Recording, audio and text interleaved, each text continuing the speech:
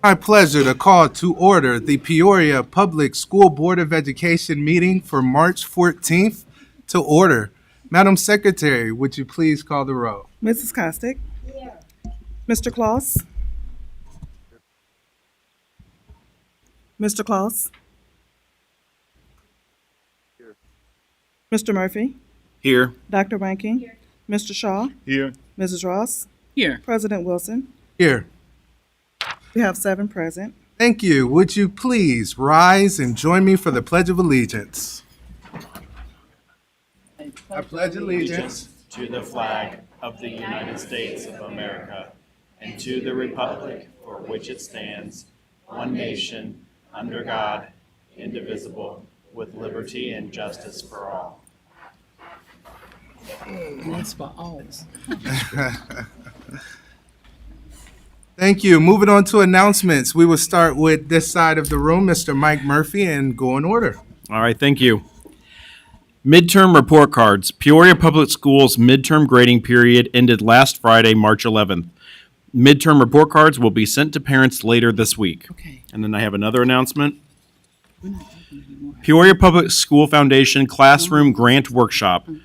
Peoria Public Schools Foundation will host a free classroom grant writing workshop Tuesday, April 5th from 4:15 p.m. to 5 p.m. in the PLC Room 1 at the Administration Building.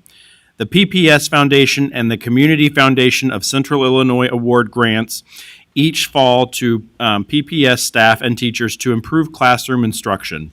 Whether you are new to the district or apply each year, this workshop will help you use best practices in grant writing. By attending the workshop, your grant proposal will receive an additional 5 points added to your total score. Light refreshments will be served, and all attendees will be entered into a drawing for a $50 Starbucks card. To RSVP, go to email jennifer.adler, that's JENNIFER.adler, ADLER, at ppsfoundation.org. Thank you. Thank you, Mike. Mr. Shaw? Thank you. Wraparound Center Free Legal Workshop. The Peoria Public Schools Wraparound Center will host a free legal workshop and community resource fair from 11 a.m. to 1 p.m. on Saturday, March 19th. The legal workshop will touch on expungement, sealing, family law, orders of protection, landlord-tenant negotiations, and guardianship negotiations. Those that qualify may receive free legal representation in those areas. The first hour of the event will feature resources for residents of Peoria's South Side.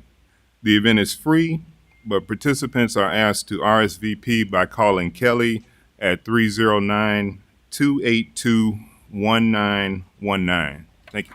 Thank you, Mr. Shaw. Middle School Speech Tournament. The Peoria Public Schools Middle School Speech Program will host its Spring Fest Speech Tournament on April 9th. Volunteer judges are needed for the competition.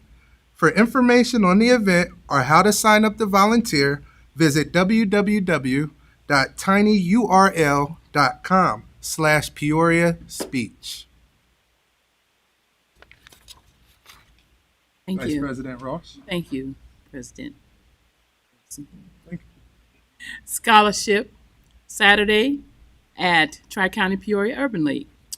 The Tri-County Peoria Urban League, located at 317 South MacArthur Highway, is hosting Scholarship Saturday each week from 10 a.m. to 3 p.m. for the high school students. Students can get assistance completing scholarship applications, the FAFSA, or preparing for the SAT or the ACT, or for the Armed Services Vocational Attitude Battery, which is ASVAB. Afterwards, students are welcome to stay for gaming and activities. Thank you, Dr. Reinking. SAT and FAFSA requirements. Students in 11th grade at Peoria Public Schools, high schools, will take the SAT on Wednesday, April 13th. Taking the SAT is a graduation requirement in the state of Illinois. If your 11th grade student needs resources or tutoring in order to prepare for the SAT, please contact your counselor or reference the opportunities in your principal's weekly messages. Completing the FAFSA application is also a graduation requirement for senior students. Please work with your counselor to create a FSA ID in order to apply for the FAFSA. I also have one more. Peoria Promise applications. Peoria Promise applications are open through May 15th. Peoria Promise reimburses eligible students for tuition at Illinois Central College, ICC. The eligibility requirements include that 1. A student must reside in the city of Peoria for at least 4 years prior to applying. 2. A student must graduate from a Peoria high school. 3. A student must complete the FAFSA. Peoria Promise will reimburse students for a maximum of 12 hours per semester successfully completed with a C or above during the fall and spring semesters. Reimbursement ranges from 50 to 100%, depending on the FAFSA estimate of family contribution.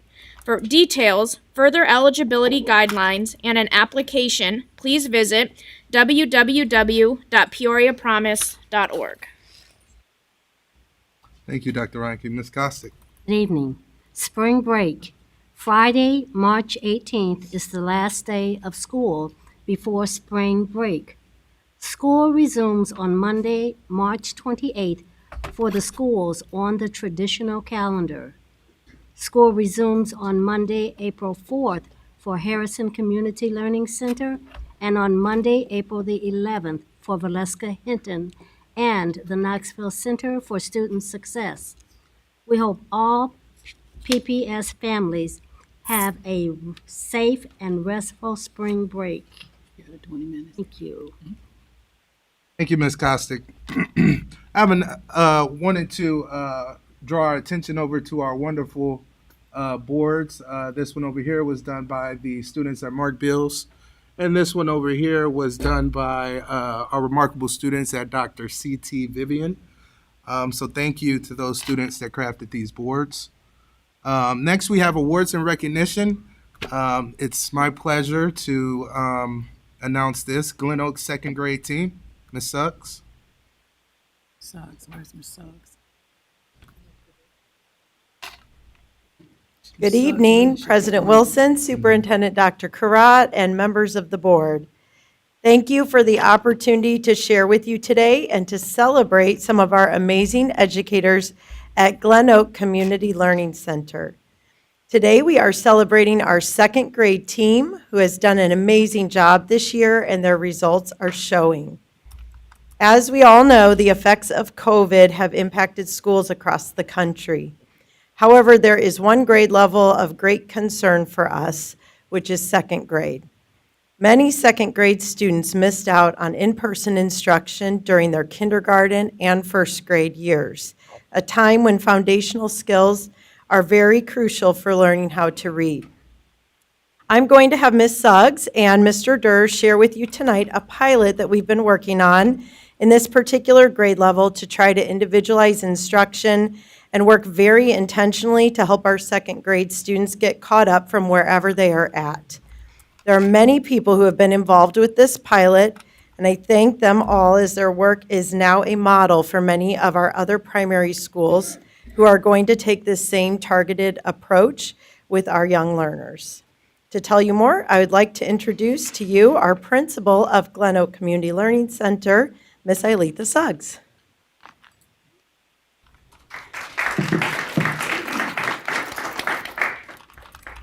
Thank you so much to our wonderful executive director, Dr. Wood. If I would, could I have my team come and join me at the podium? So if you can just come and stand, please. I have my two administrators as well, assistant principals, if they would come as well. To our dynamic, determined leader, Dr. Karat, and our illustrious board members for the opportunity to honor my second grade team at Glen Oak. It is a wonderful day to celebrate hardworking, resilient teachers and staff such as these. I am honored to lead this group of outstanding teachers and staff behind me. They have proven themselves to be the best of the best when it comes to being coachable, learning new programs, thinking outside the box, putting kids first, and doing whatever it takes to ensure students are growing and learning under their watch. I want to start by acknowledging Ms. Darwin Gilman. She's on this side. We have several that are not present today, but I'm going to come back to them. But Ms. Alicia Scott, they are part of the team that we're honoring. For those that are not here that could not make it today, Ms. Janice Kamanen, she's one of our new Philippine teachers. We also have Dr. Candace Tennell. She was the special education teacher that was on our second grade team. We have Mr. Antonio Ortiz, as well as our dual language teacher on our second grade team that is not present with us today. These are some of the most passionate teachers I know who are making sure that their students get a great start in life and reversing the pipeline to prison trend. They have persevered through losing a teacher to retirement at the beginning of the school year, having two other second grade teachers who resigned at the beginning of the school year, and endured the reality and changes that COVID-19 has brought us. However daunting this may seem, these individuals stepped up and took charge of the situation by providing very structured, intentional support for our second grade students that was grounded in data. These teachers were trained in LLI, that's leveled literacy intervention, and began to provide guided reading and small group instructions to their students at their individual level. Because of the loss of instructional time during their kindergarten and first grade years, these students started the year far behind. The goal is to get them all caught up to second grade level. These students were also tutored by Miss Elizabeth Weeks, Mr. Chris Banky, using our Fontes and Pinnell program, along with Number Worlds. We were fortunate to have Miss Lindsay Bowen, Dr. Namisha Bott, Mrs. Anna Rose, and Mrs. Tracy Dunnett, who provided countless hours of individualized support, testing of students, and ongoing training of staff. I am so grateful for my assistant principal, Mr. Matt Dirk, who's behind me right now, who is the grade level principal who supported the teachers to the fullest and continues to wholeheartedly do so today.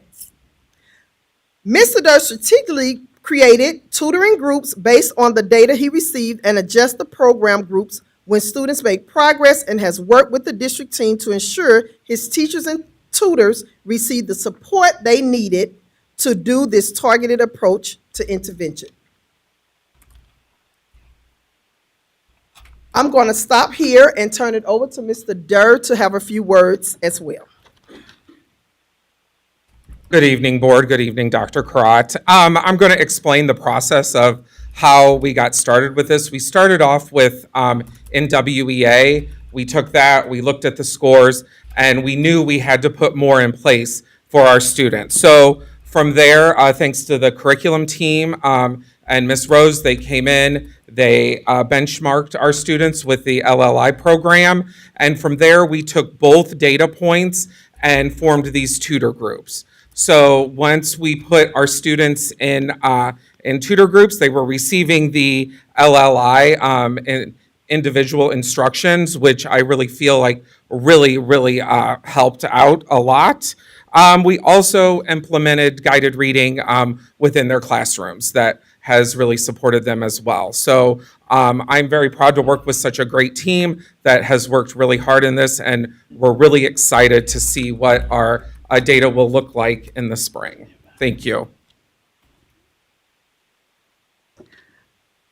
Even though I can never really thank my teachers enough, today is a chance to offer them a small token of my appreciation for the difference they make in the lives of our children. If you would, please help me with a round of applause for my second grade team and other staff members who make a significant growth on the NWEA assessment despite the challenges they faced. Thank you.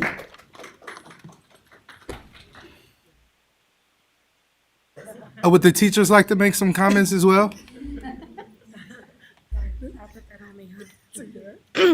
Hello, board and Peoria staff and community. My name is Mrs. Alicia Scott, and I actually took over one of the second grade classes in September after a teacher's retirement. For me, one of the biggest supports besides Mr. Durr encouraging me is Miss Gilman, Mrs. Rose. I am a substitute teacher and a teacher's aide. So in doing so, I was walking into a whole new arena, new world, because I've never led my own classroom. And seeing how they were struggling, I put so much of my heart in what I wanted for my kids as a parent and to what I wanted for my students. And I pushed them probably to the break of tears sometimes. I apologize. But I also encouraged them and let them know that every time they got something right, every time they did something well, see, I knew you could do it. Let's see if we could go further with it. And as a team, we made some amazing leaps in our NWE data, and we've been working together so amazingly, and I can't wait to see what else that holds for the rest of the year. Thank you.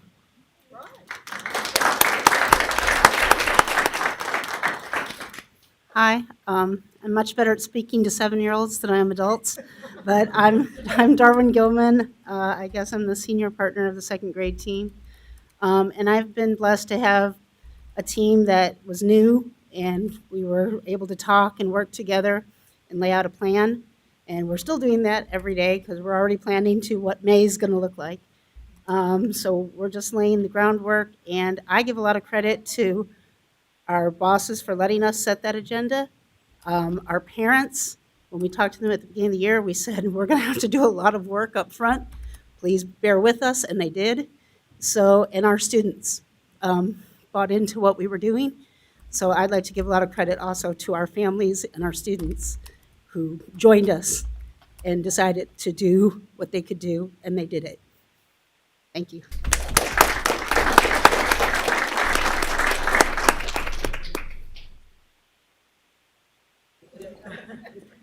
All right, thank you for giving us a few minutes. You can see how special this group is, and we just can't wait to see where they go from here. We do have some fun swag bags for you guys, so if you'll make your way over to see Mr. Brook, he's going to give you a little goodie bag. Thank you so much. Thank you. Next, we have Those Who Excel Award, Administrator of the Year, Kathy Wood, presented by Dr. Nicole Wood. All right, Kathy I'm going Rodriguez? to ask Oh. if Principal Rodriguez would Over come here. join me up here for a moment.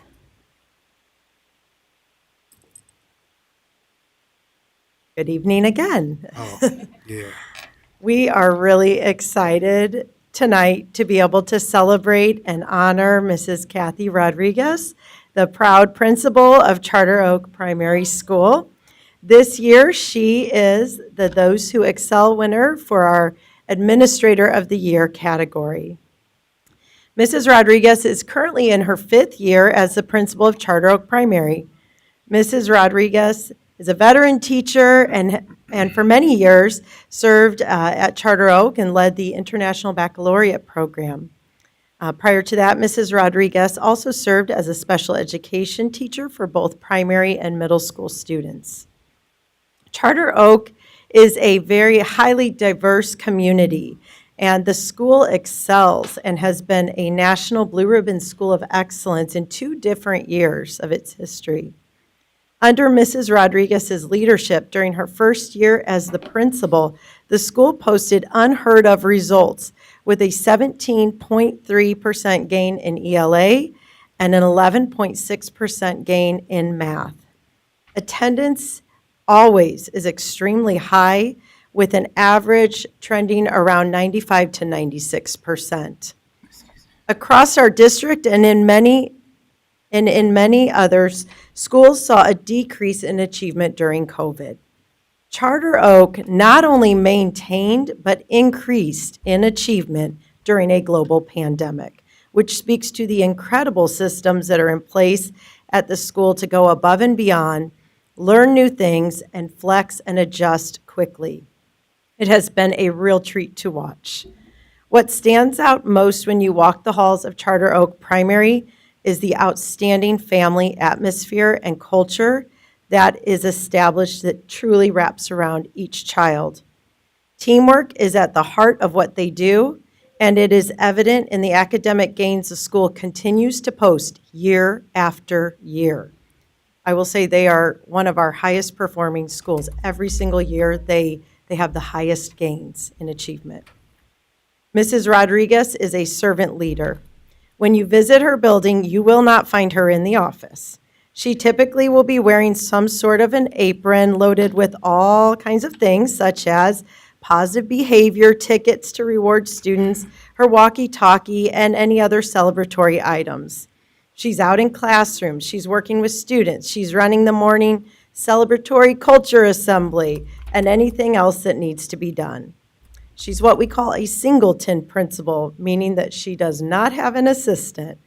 She is a part of all PLCs, those are the professional learning communities with teachers, and leads her meetings with incredible focus and attention to strategic detail around the change process. She rolls up her sleeves and she works alongside her staff. It is never easy to be promoted within your own building to principal, but Mrs. Rodriguez's staff has not only embraced her and her shared leadership style, but they are running alongside with her. Mrs. Kathy Rodriguez is truly a shining star among our administrators, and I often have her sharing her great ideas with others in our primary cohort of principals. She's been recognized as a NIU Fellow and now is pursuing her doctoral degree and her superintendent's endorsement. We are so lucky to have Mrs. Rodriguez leading and serving in Peoria Public Schools. Thank you, Mrs. Rodriguez, and congratulations to you.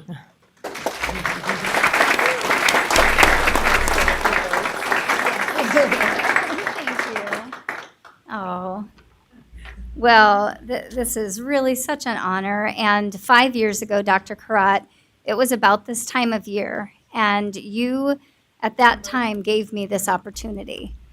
And it was the opportunity to lead the school community that I love. And I have spent most of my career at Charter Oak in various roles, but my job goes beyond the job. I work with a Bobcat family, many of whom are here tonight, and our values align, and we all want what is best for children, and we work hard to get there. I just want to thank you tonight for the opportunity to serve the community and the school district that I love, and for the positive leadership example that you set. Special shout out to Dr. Wood, who our school community trusts, respects, and appreciates. And I thank you for the award. Thank you. Congratulations.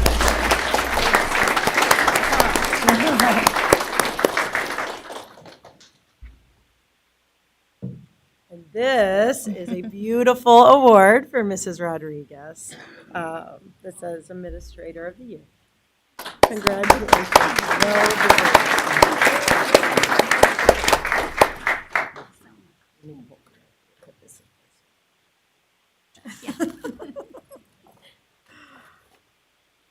She's going to introduce them. Right, now back to work. First. My turn. So I have the incredible honor, President Wilson, Dr. Karat, and members of the Board of Education, to be able to introduce to you an incredible educator tonight. Andy Berg is one of the funniest, most humble people I know. He is a leader among peers. In fact, he met the criteria to be chosen as a teacher leader in a National Department of Education study. His humor, leadership, dedication, and work ethic make him stand out among the rest. Anyone who walks in his room is chuckling within minutes. Andy has all kinds of sayings with his students for the benefit of their learning that make the onlooker smile. His humor is geared to the grade level, and students are always on the edge of their seats waiting for another zinger.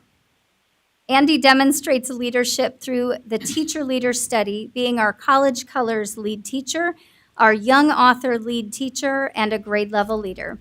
He has contributed over the years to his school and district as an after-school remedial tutor, an after-school enrichment tutor, a data tool expert for evaluations, drama club coach, See It Be It school representative, and math grade level leader. Every year, within the last month of school, we all have fun playing along with Where is Mr. Berg? We say in announcements and assemblies that his twin brother, Randy, has come to substitute while he travels. One year, he even grew a beard over the weekend just to look different enough to be his own twin. For this all-school geography game, a clue is given daily and students can put their state guess in for a drawing at the end of each week. He developed the game and coordinates the game each year. He will stop at nothing to make learning fun. As a leader among peers, it is not uncommon for him to be called on for closing statements in a staff meeting for his wise and thoughtful insight. He brings positive perspective and encouragement to others consistently. His students' NWEA growth is noteworthy. He raises achievement in reading and math and well above the expected growth year after year.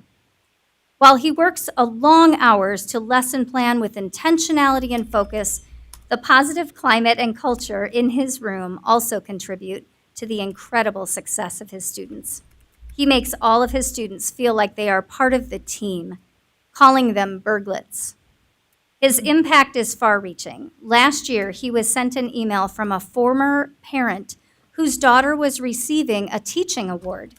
And the mother was crediting Andy for her daughter's success in teaching because her daughter had him as a third-grade teacher some 20 years before. What a testament to his impact and effectiveness. Finally, I would be remiss if I didn't mention his incredible character that shines through. He is unwavering in his faith and values. He practices what he preaches and has earned the respect of our school community. He comes to work early on Mondays to kick off the week in prayer on behalf of our school community. As a family man of faith, he models for his students how to live well and provides them an education second to none that inspires, engages, and motivates. He strives to have a positive impact on each of his students' lives, not just to be a better student, but better people. For his staff family, he will go out of his way to write an encouraging note to someone who is down, or buy them a coffee or tea, or share some best practices he's found useful. He is genuinely caring, dedicated, quick-witted, and committed to doing his very best every day. I'll finish with a quote that has been dear to his heart and has guided the way he lives his life. And it came from Maya Angelou, who said, "I've learned that people will forget what you said, people will forget what you did, but people will never forget how you made them feel." Thank you for allowing me the honor of recognizing a great among us.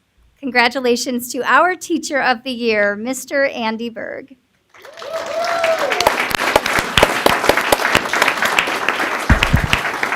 The Donald Ferris Teacher of the Year, Donald Ferris.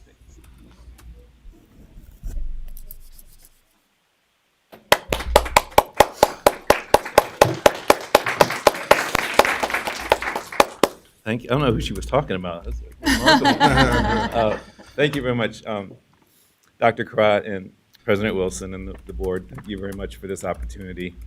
I told my kids this morning, that I didn't know how I was going to talk in front of all these adults because I'm used to talking in front of 8-year-olds. And they had several different great ideas for me.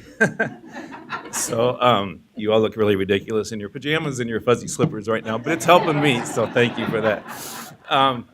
So I'm so honored to be here tonight and just so very grateful to just be the recipient of this prestigious award. I never thought my ever teaching, it's been 30 years now. I know that I don't even look 30, but it's been 30 years of teaching now. And it's just been a whirlwind, but it's been so many wonderful memories and so many wonderful things, and there's still a lot to come, so I'm not done yet. I wouldn't be accepting this award tonight if it wasn't for the many people who have supported me during the past 30 years. I've seen a lot of things happening and a lot of changes and a lot of things that have gone on. But I just want to thank my mom and dad originally because they're the ones that instilled all these qualities in me that I want to pass on to my students with respect and honoring people and just being kind to people. And I think that's so important in today's society. So I really want to thank them for that. My wife, Stacy, is here tonight, and she's missing her gym night to be here, so I'm really impressed. So she got all dressed up and everything, so I really want to thank her for all her support. She's a principal also, and a lot of times we share some interesting stories at dinner. So she's always been there for me to support me through all this time. And she makes a great salsa, too, if you ever want good salsa. So I want to really thank her. And of course, Kathy, I mean, what do you do when you have the administrator of the year that you're working with, right? So she makes you want to do better. She makes me want to be there and to do the best that I can for those kids every day. So with an administrator like that, I don't know how you can go wrong. So I want to thank the Charter Oak staff. My team even showed up tonight on a beautiful night outside. They could be taking a walk, and here they are supporting me tonight. So I never could do this without them. They're just a great bunch of people to work around. They're not just coworkers. They're my true friends. So always there to help me and support me in anything that I need. So I really want to thank them for that too. They're like an extended family. All the Charter Oak teachers that we work with are just incredible. In good times and in bad times, we're always there for each other. So you really feel that cohesiveness when you step into our building. So I really cherish that.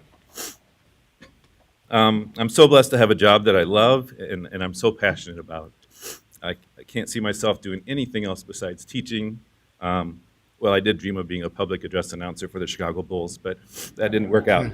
But maybe when I retire, you never know. So I just can't see myself doing anything else. I just love children. I love seeing their growth. I love making those relationships with them, and I can't think of anything else I'd rather do.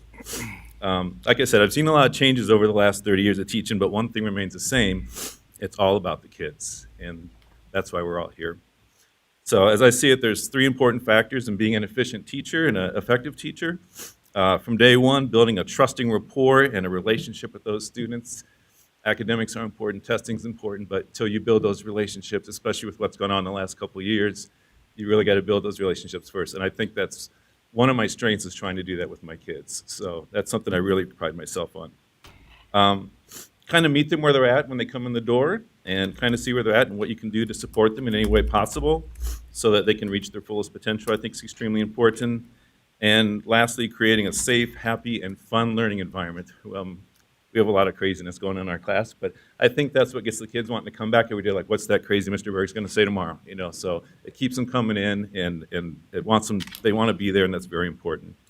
So I'm so proud to be a District 150 teacher, and I hope that I've impacted a lot of lives out there in a positive way and during my 30-year career. So thank you very much.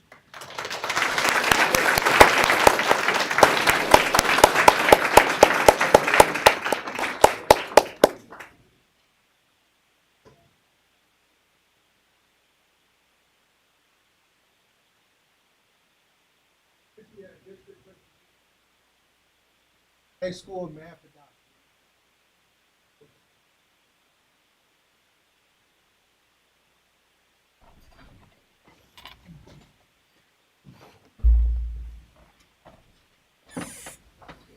Dr. Karat, President Wilson, Vice President Ross, members of the Board of Education, how fitting it is that I get to present to you today of all days.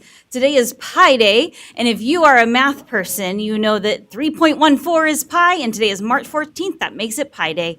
So I am so excited to present to you about the high school math curriculum materials update on Pi Day.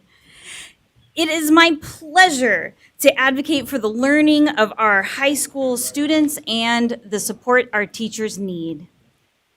So the materials update that you see here before you right now is an overview of the work that the curriculum department has been doing since last year. Last year, we came to the board and asked for approval of English language arts materials and social studies materials, which you approved and have been in our buildings all year. Earlier in February, I presented to you and asked for science materials for our high school students and teachers, which you also approved, and those are ordered, and some of them are already at our warehouse, ready to distribute. And today, I'm here to advocate for our math teachers. Not only are we going to talk about our math curriculum materials, but the support that our students need to be successful with math instruction. Hopefully by the end of this, we will have the big 4 core subjects with refreshed resources. The timeline for our textbook revision looks like this. Back in the spring, we worked on the curriculum map standards. We also did some review of textbook materials to pick one that would be a great one to pilot. We piloted the materials first semester of this school year. And then we compared the resources in January to decide which one is going to be best suited for our students and our teachers' needs. And I come to you today to request approval of the high school math adoption. So what are our teachers using right now? Right now, our high school teachers teaching Algebra 1, Geometry, and Algebra 2 are using Holt-McDougall Big Ideas Mathematics. Our math investigation classes are using McGraw-Hill Math Matters, and our statistics students are using Pearson Elementary Statistics, both with a copyright of 2006. What are we asking for?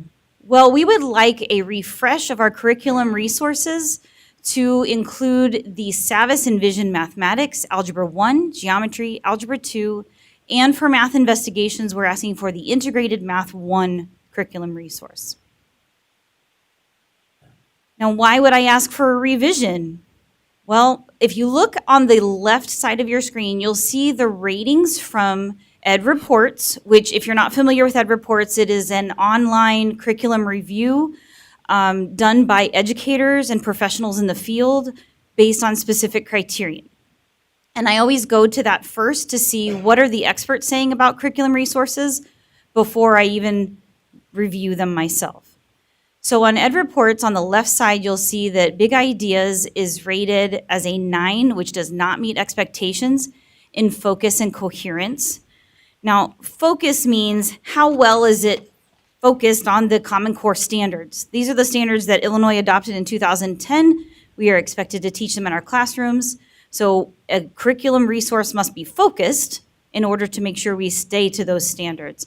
Unfortunately, in some of the reviews of Big Ideas Mathematics, there's Common Core standards that are completely left out of the instruction.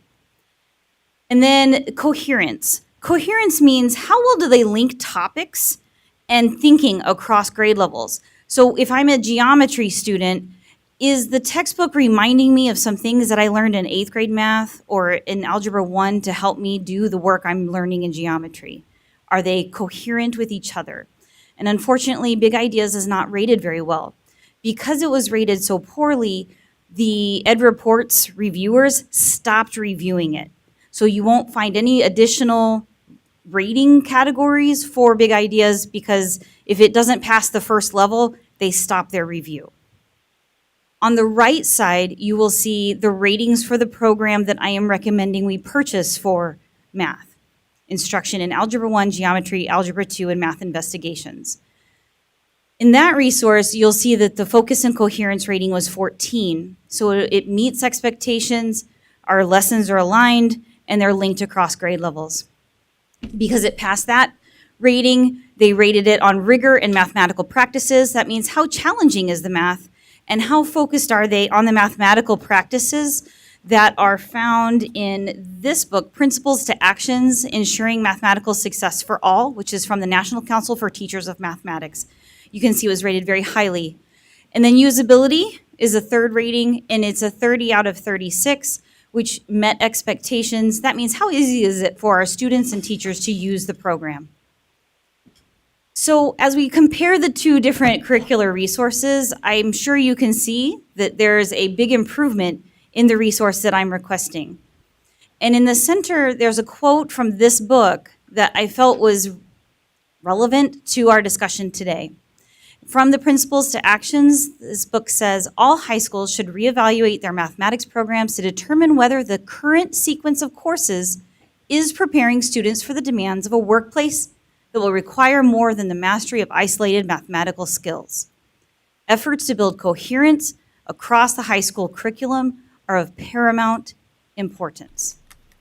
So if this is what we're wanting for our students, being prepared for the demands of the workplace, then we need to make sure they have a resource that is coherent and focused on the standards they need to be successful. Some of the benefits to adopting Envision Mathematics, there are digital learning components that will help our students when they're learning from home or doing homework from home. There's differentiated learning resources that allow teachers to not only make multiple versions of an assessment based on student needs, but also they're editable documents to help teachers allow for retakes on assessments more easily. It promotes Algebra 1 readiness. Our current 5th through 8th grade students are using Envision Mathematics this year that we adopted last year. So they're using the grades 5 through 8 program already. And as we work to support our 8th graders who are taking Algebra 1, they'll be able to use a resource they're already familiar with if we adopt this program. And then finally, it aligns with our strategic plan because within this resource, there are applications to real-world learning experiences, 3-act math tests, and project-based learning, which are part of our strategic plan.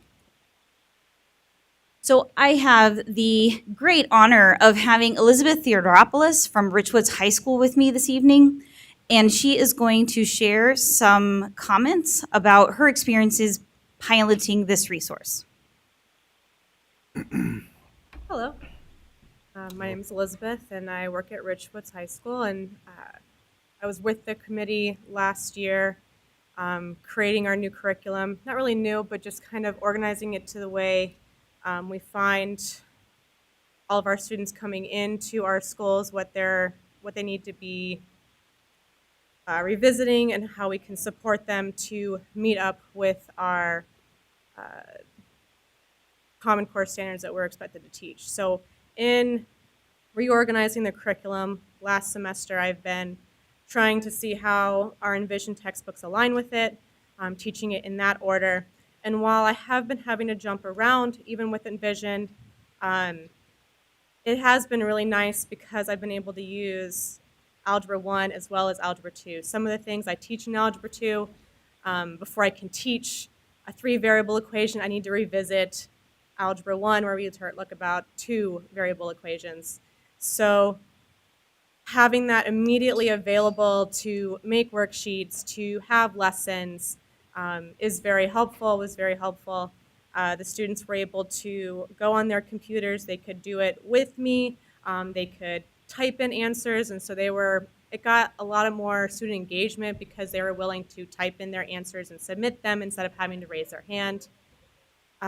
There's a workbook that goes along with it, which is exactly like the lesson that they provide, so students could take down notes and write down everything that they were seeing on the board. It was right there available to them.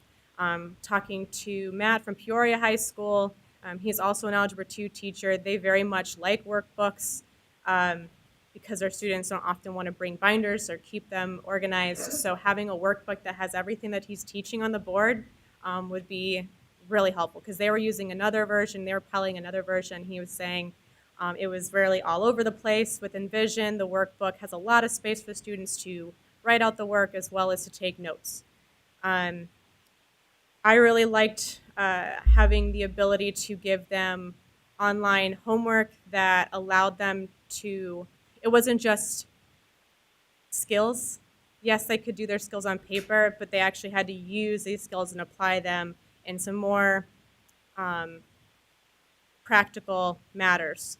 And as much as it's easy to change numbers, it's harder to change situations. And so they had some really great situations that they provided students in their work practice. And I could easily delete problems and add problems. They had extra problems. They also had printable resources for me that I could edit and make my own, or as I'm combining different topics, I could put two different things together very easily. So, textbook to textbook, they have the lesson, they have example problems. That's not different, but what is different is that they have these online resources for us that are edible. And that's, as math teachers, that's what we were all saying we wanted, was just to have multiple resources that we could use to pull to help our students. And my students seem to like it, so. And I just want to say, Elizabeth went above and beyond during the pilot process. She not only used the resource, but she also aligned it to the standards that we had been putting into the curriculum map to make sure our curriculum map alignment was solid as well. So I very much appreciate your time with that. Thank you for sharing. So these are some comments that our teachers made who are piloting this program, but I'm not going to go through them because you already heard some amazing compliments to the program already. The other resource that we are requesting your approval to purchase is this statistics book, Statistics and Probability with Applications. Kelsey Clarkson piloted this resource at Richwood High School, and she was not able to be here today. So her review of the textbook is on here. I'll just read it very quickly. She said, I teach statistics at Richwoods High School, and the piloted textbook and its ancillary materials have helped me provide a better quality experience for my students than the current statistics text. The online supplemental practice questions are interactive, editable, and provide tailored feedback for students' misconceptions. The book follows a very logical progression of statistics material and have alleviated the typical need for teachers to rearrange the textbook order. Questions and examples in the piloted materials are timely, culturally relevant, and interesting. Resources for students to incorporate up-to-date technologies such as online statistics simulation applets and guidance for our current graphing calculators. That's key. Our current book that we've been using is from 2006.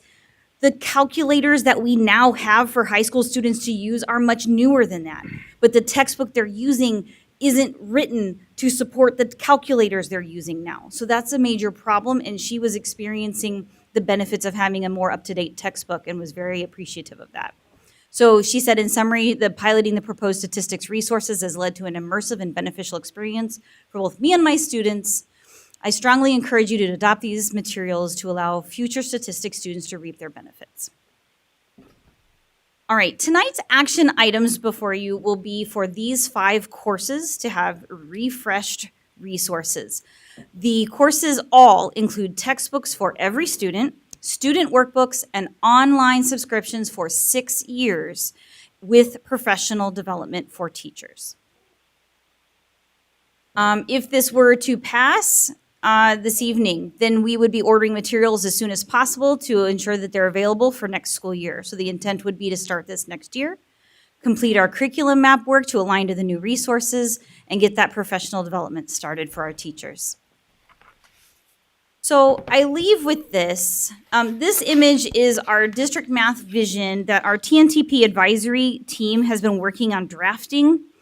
Right now, they're just in the drafting stage, and they're thinking of what are some words that we want to use to describe math instruction for Peoria Public Schools. These words embrace our ideals for the opportunities students should have in math instructional time to be prepared for college and the workplace. It is my firm belief that the resources we are asking for tonight will help us get there. Thank you. Do you have any questions? Any questions? Ms. Kostick and then Dr. Reinking. Yes, I do have a question. One of the slides had indicated the the book that is going to be used for Algebra 1 in high school, did you say that it's the same book that is going to be used 5 through 8? It's the same company. Thank you. Same company. Yes. So Okay. for Algebra 1, Geometry, Algebra 2, and Math Investigations, which are 4 of our courses, it would be the same company's resource as what we currently have in the middle school. No, not the same book, no. Okay, so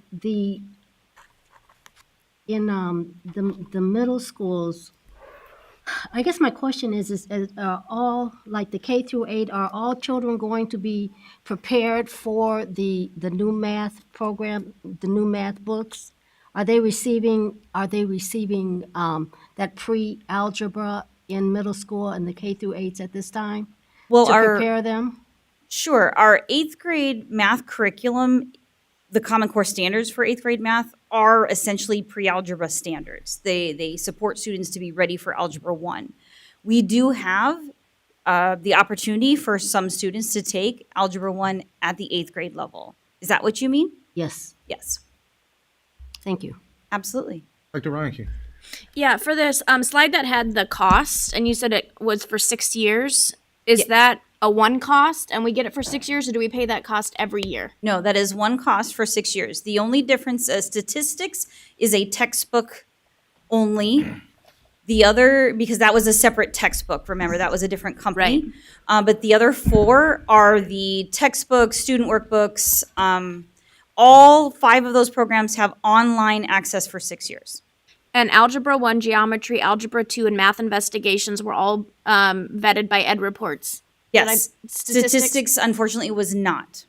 Okay. The Bedford, Freeman, and Worth was the publisher, and it just wasn't one of the ones that they had reviewed. So we did a pretty extensive review between myself and Kelsey Clarkson, who was the teacher that piloted it. And then Algebra 1, Geometry, Algebra 2, maybe Math Investigations, they have an online component. Is there a max of students who can have accounts? Right? With the number of students that we purchase books for is the number of accounts that we have. Okay, gotcha. So within the quote, the number that we have is the number of online accounts as well. Okay. I have a question. Any other questions? Yes, I have. Great question. So after 6 years, we'll have this textbook resource, I'll let her finish. but we would have to repurchase I'll the let her student finish, workbook then I'll- subscriptions and the online component subscription after 6 years. Do we do that separately? Do we have to get the workbooks if we just get the online? I do not know if you can separate those out. I don't know the answer to that. I would find out though. Vice President Ross. Yes, I want to go back to something you said when Ms. Costi was asking. You said some of the 8th grade students will be getting the pre-algebra content.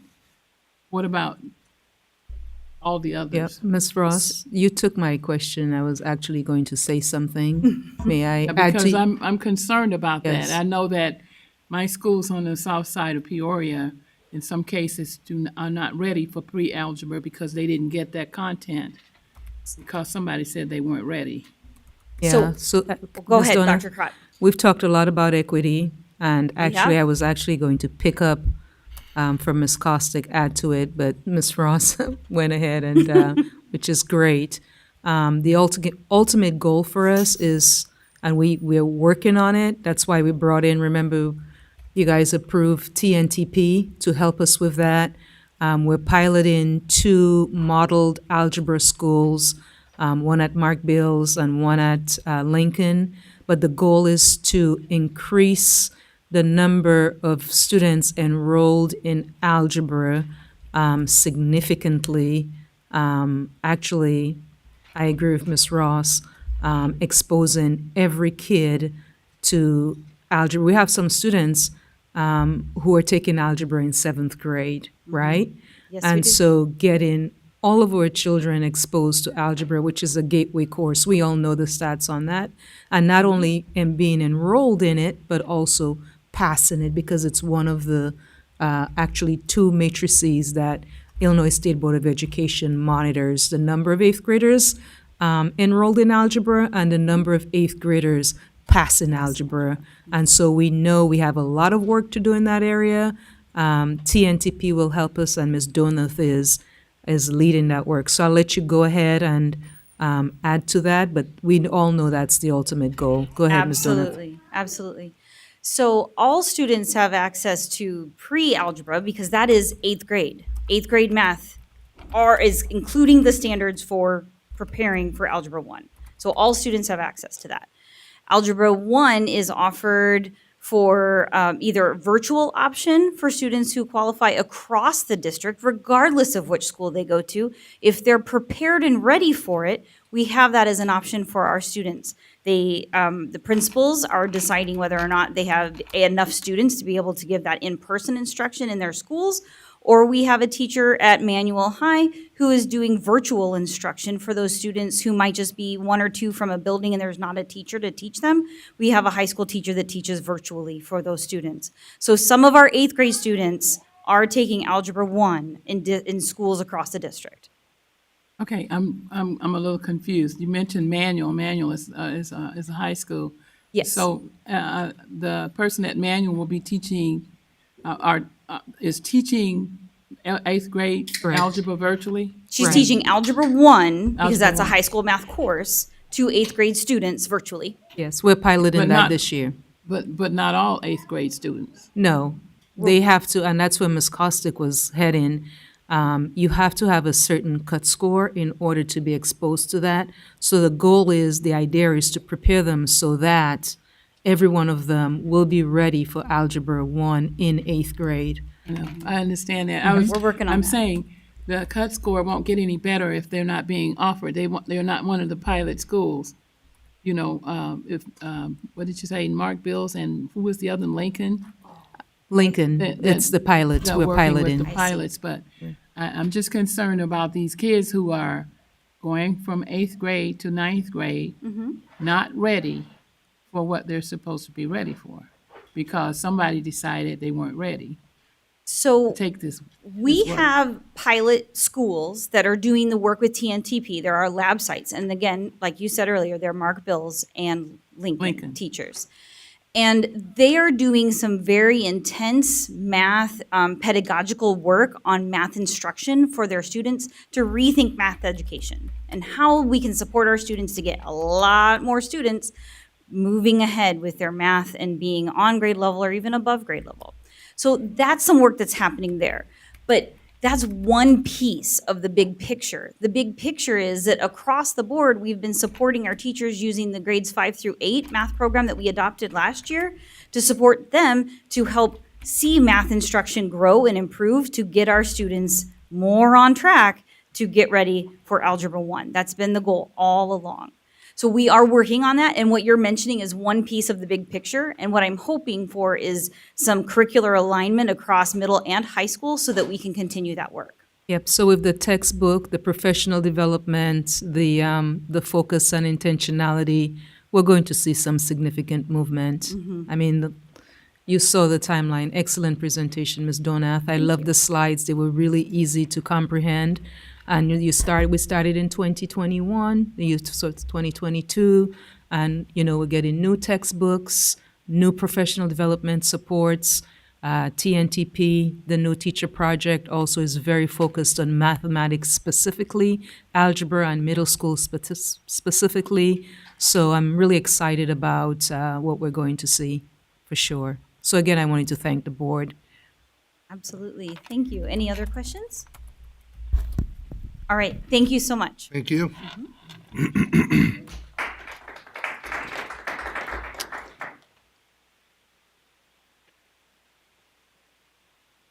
Also, we are now at the point of presentation by audience.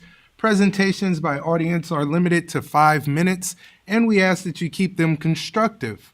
This evening, in accordance with Board Policy 2:230, the board will be limiting public comment. Specifically, no more than 5 minutes will be allotted to each speaker and no more than 20 minutes to each subject under discussion. Thank you. Our first presentation will be from Steve B.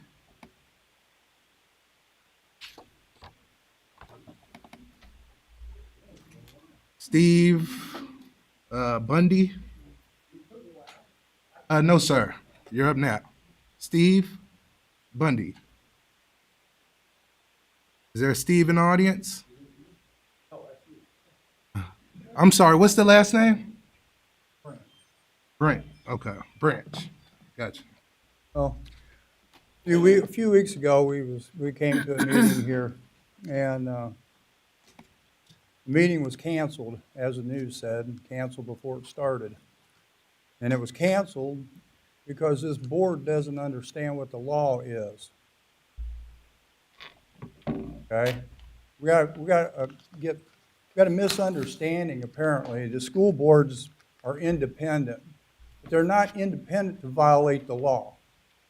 So that meeting that was canceled not because of the people here that knew their rights and stood up for their rights.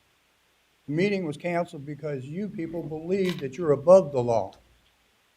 This ain't Chicago. This is Peoria. So it was said that we have no constitutional protection. Well, all these lawsuits that's been going on is over our constitutional protection to due process. And it was also said there is no state or federal laws. There is state and federal laws, 20 ILCS 2305, the Healthcare Right of Conscience Act, the Religious Freedom Restoration Act. We got plenty of laws that protect us. So that being said, if this board thinks they're above the law, they are highly mistaken. And there are people that are willing to take this to court if that's necessary. But this board's supposed to be smart enough to understand that we don't need to go through all that. Another thing I wanted to speak about was I've been here in the past talking about the renaming of schools, the lack of teaching all the history that's been. The last time I came in here, I spoke about the black patriots of this country, the women patriots of this country. But all I keep hearing is how, in articles I read, how Thomas Jefferson and the Founding Fathers were nothing but racists and slave owners.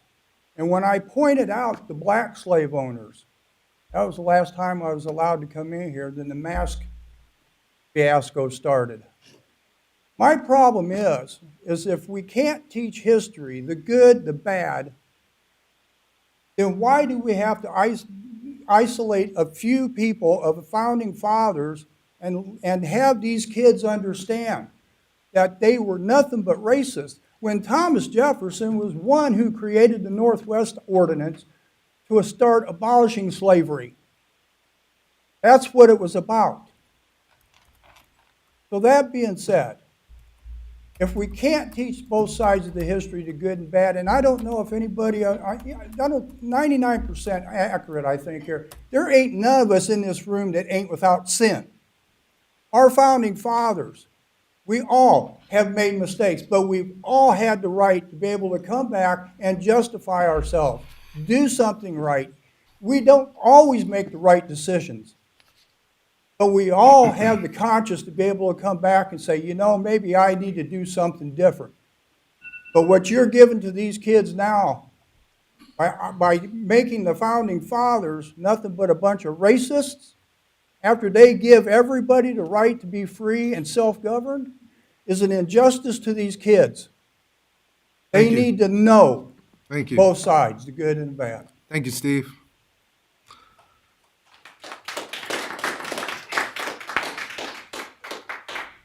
Our next speaker will be Mr. Lee Powers. Thank you. And Greg, when I'm at 2 minutes to go, would you give me a wave or something? Just let me know so I'll go. Yes, Thank sir. you. I prepared about 40 hours for the presentations, and I've been involved in for quite a while. I spent 2 hours with Doug Shaw at lunch and 2 hours with Greg Wilson, and they were very kind, intelligent men that I appreciate. They listened to everything I had to say. Sharon Karate, I taught 2 or 3 years with Sharon, and I can't say more wonderful things about that lady. I mean, she knows me well, and if I said anything here was inappropriate, she would know it immediately, and you can just tell me to leave, Sharon, okay? My wife only had 2 questions for me when I was getting ready to go. What are you going to wear? And what time are you getting home? I've been married 41 years. I'm supposed to be somewhere with her at 8 o'clock, so I'm going to leave here after my presentation, not angry. Maybe not getting my way or what thing I think should be done, but I'm not angry. Everybody here loves kids, loves Peoria. You want the best. I want the best for them. I love this place. I was educated right here at Von Steuben Grade School. Wanted to be a history teacher in 8th grade because of my 8th grade teacher. Went to Peoria Central because of my coaches. I wanted to be a coach. And I was fortunate enough to get a baseball scholarship to Bradley, and I'm a Peoria kid, so I love this place. I'm not here to give you history lessons. Most of you probably didn't care that much for it unless you were fortunate to have somebody like this teacher, Mr. Bird, and hopefully myself. But I'll tell you about Teddy Roosevelt. If we named his accomplishments, young president, Nobel Prize, wrote 38 books, was the first man to nominate black people like a postmaster general into important government positions, had Booker T. Washington to the White House, was very unpopular to do, and one statement he said, I don't care what color a man's skin is, the greatness of that man is what I care about. He was criticized heavily for doing this in a very difficult time to do it. Now, who are his critics? People born 50 years after he's dead. A great-grandson, Mark, who didn't get probably as much in his endowment that he thought he was going to get. Never met that great-grandfather. Was born 40 years after he was born, after Roosevelt died. College professors who wrote books. And in order to sell books, you got to make things a little spectacular. They clip one little sentence out of a newspaper or out of a book that he wrote. He wrote 38 books and called him racist. In that time, they didn't have microphones. They had television, the internet, cell phones. So you get a speech.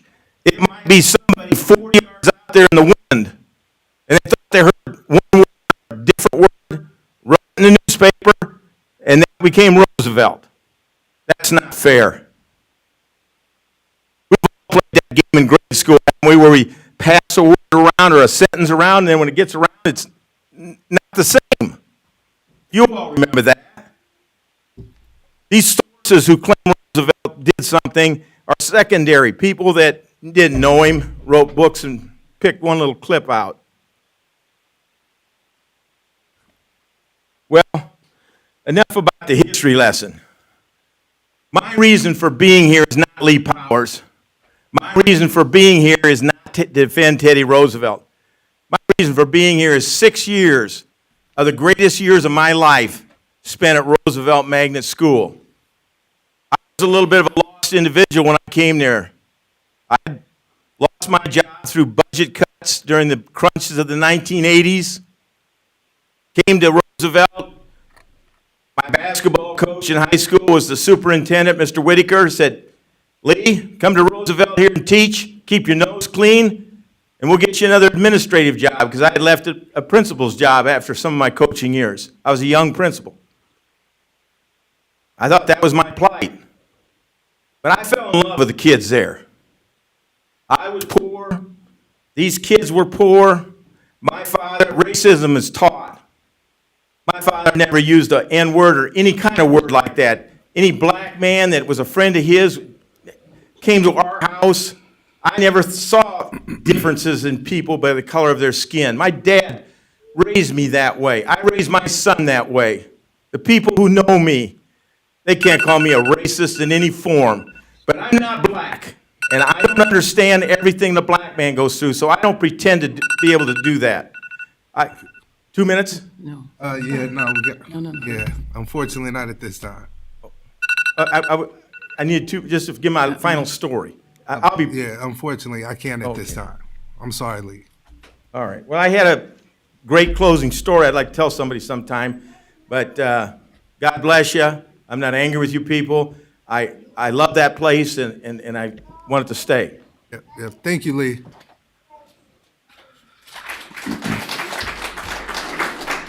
Our next speaker will be Mr. Dan Walther.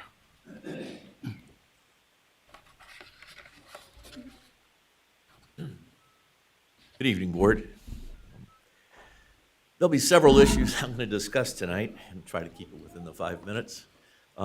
Not too long ago, I was sitting up on the horseshoe where you're at. I have a couple of things I need clarified. In watching the board meetings, one of the issues you're going to vote on tonight is the 2-year calendar. At a board meeting when that was going to be passed, Mr. Miller asked that there would be a 2-year, that there would be a 2-tiered session for the buses before that would go through. At the next board meeting, you passed that thing without the 2-tiered. 2-tiered is still not adopted yet. You won't know that actually till the beginning of next year. So I understand it's a problem. I understand you're trying to take steps in making that work, but the reality is there isn't a 2-tiered system in place right now, but you're still going to go ahead with it. It will pass tonight. That will go through into that is probably going to cost us parents and some teachers, but it will pass. It will pass. It will be the recommendation of the superintendent, and you guys will go ahead and pass that. The other issue is the renaming issue that's coming up, and I was a little concerned because you had operative word, a town hall meeting, and I wasn't able to make that meeting, but I read in the paper that President Lincoln was mentioned in there. And it looked like that was going to be one of the changes that was made. September of 2020 was when the original resolution was passed about the name changes. President Lincoln was not part of that group. I was the only board member that voted against it at that time. And to clarify why I did that is the way the board presented it, or the way that actually Mr. Wilson presented it, is we had 6 people we had to vote for. Well, in an issue like this is what the same thing you're going to have tonight. You're going to have 5 different five different people that you're going to have to vote on. If there's one of them that you don't want to support, you have to vote no. That's what I did. We had 6 people on there, and if there had been 3 I was for and 3 I was against, you can't do that. When you have 6, you either vote for all 6 or you don't. And so I voted no, because there were some people on there that I thought were unfairly placed on that. This board is going to be faced with that situation tonight. You're going to have 5 people. Let me bifurcate an issue, too. I don't have a problem about us naming, like C.T. Vivian and other people. I don't have a problem with that. I think we should recognize local people for that. But there are ways to do that. We've got schools that are named after streets and trees, and you could change the name of that school and not make the impact that you're doing. We're going to take away, on this one, George Washington. The other thing, and I'll speed this up, was I was on the building committee when we did this. We had agreed at that time, building committees changed, and so you could have changed the rules. But we were going to have a town hall meeting for each school that was going to have to go through this. Now we had one town hall meeting, and we're going to have 5 schools and 5 people renamed. And I still haven't had an articulation of why Roosevelt is getting thrown on. I know Lindbergh, I'm a history major, I understand that, but we've never had an articulation or discussion about that. And I think it's only fair to the people at those schools that they have a chance to talk about that. That's not going to happen, because what you're going to do, and it'll be in a few minutes, when you vote on that action item, you're going to vote 5 of those through, those 3. There'll be some people unhappy. I don't know if you're aware of what happened in San Francisco, but a school board in San Francisco focused their change on changing the names of schools. Fortunately, in Illinois, you don't have recall, but 3 of those school board members got recalled because they were spending so much time on renaming schools and not having kids in school as often as they were. So that was an issue that came up. I think it's a concern here. There are a lot of people that are very concerned about the names of schools. I'm concerned because I think we're going to lose some teachers and some parents, because I still think there's some issues we haven't got. The last thing I want to bring up was Mrs. Donat and the math thing. They made a nice presentation. I appreciated it. I was glad they had a teacher that was involved with this. But it points out one of the things that you all up there have a difficulty thing dealing with. If you take a look at that, you have over $400,000 worth of math that you're going to be asked to vote on tonight. And there were some really good questions. Mrs. Ranking, Mrs. Ross brought up some very good points about going with that. I don't think it would be too much, it's not gonna change this if you waited till the next board meeting to get some more answers. You guys have asked some good questions, as you should do. That's your job as board members. But right now, what's gonna happen is we're gonna have close to $400,000, $500,000 that you're gonna have to rubber stamp because an administrator said it was a good plan. If you recall, the first thing she was talking about, that plan didn't work. Well, that plan was initiated by an administrator in this board, not this board, but a board voted that one in. So I think it's not an easy job what you're doing up there, and I understand it. But I just think you should take some time and taking a look at that. And I'd urge you to vote no on both those issues. Thank you. Thank you, Mr. Walter. So next we have Miss Shaylin Bennett.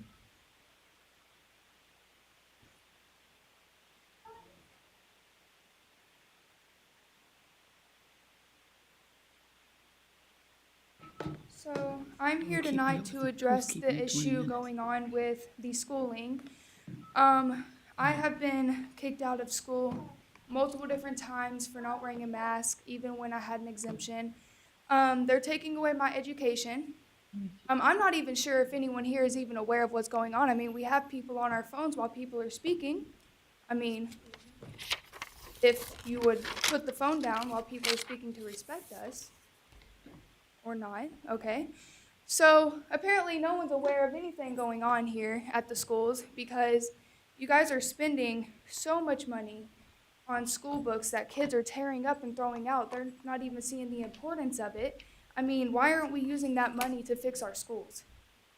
I mean, we need our schools fixed. Look at them. I'm a freshman. I have 2 scholarships. That's being taken away from me because of a mask. Why is a mask affecting our education? To be honest, it shouldn't be. I mean, it's not even helping us.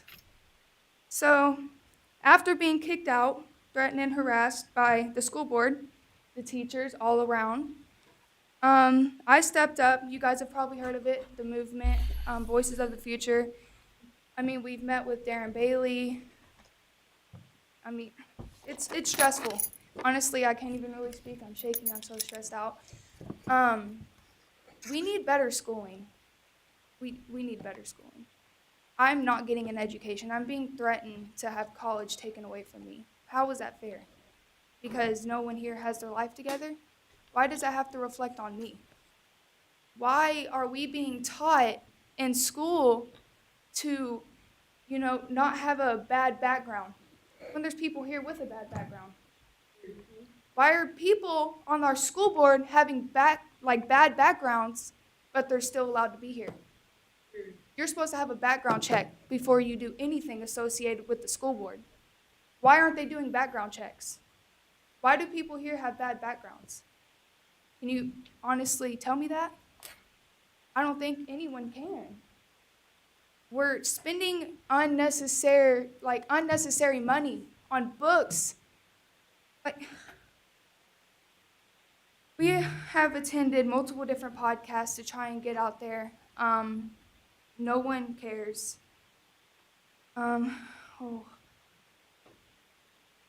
So, my question to you is, what are you guys going to do when we no longer have teachers working for anyone here at District 150?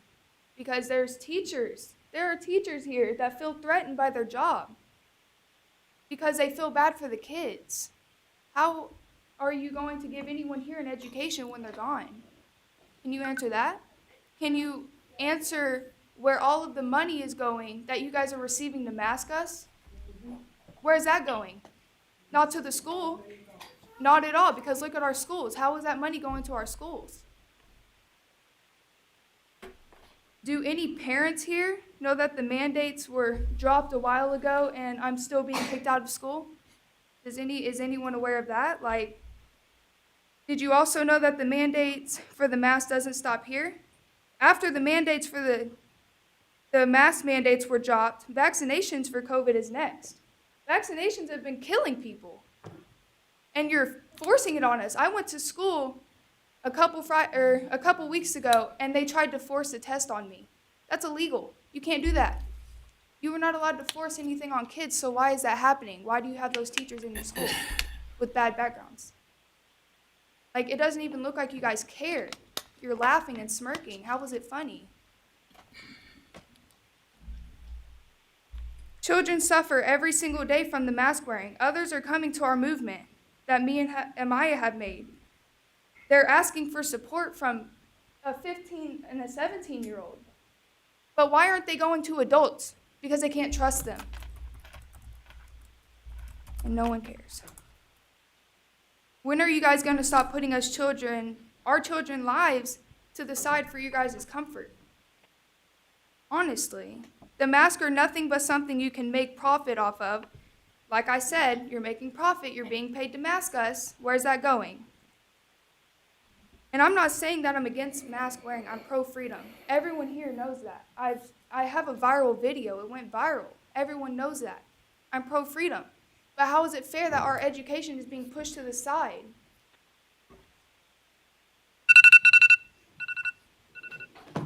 No one cares. Thank you, Ms. Bennett. Our next speaker will be Miss Jessica James.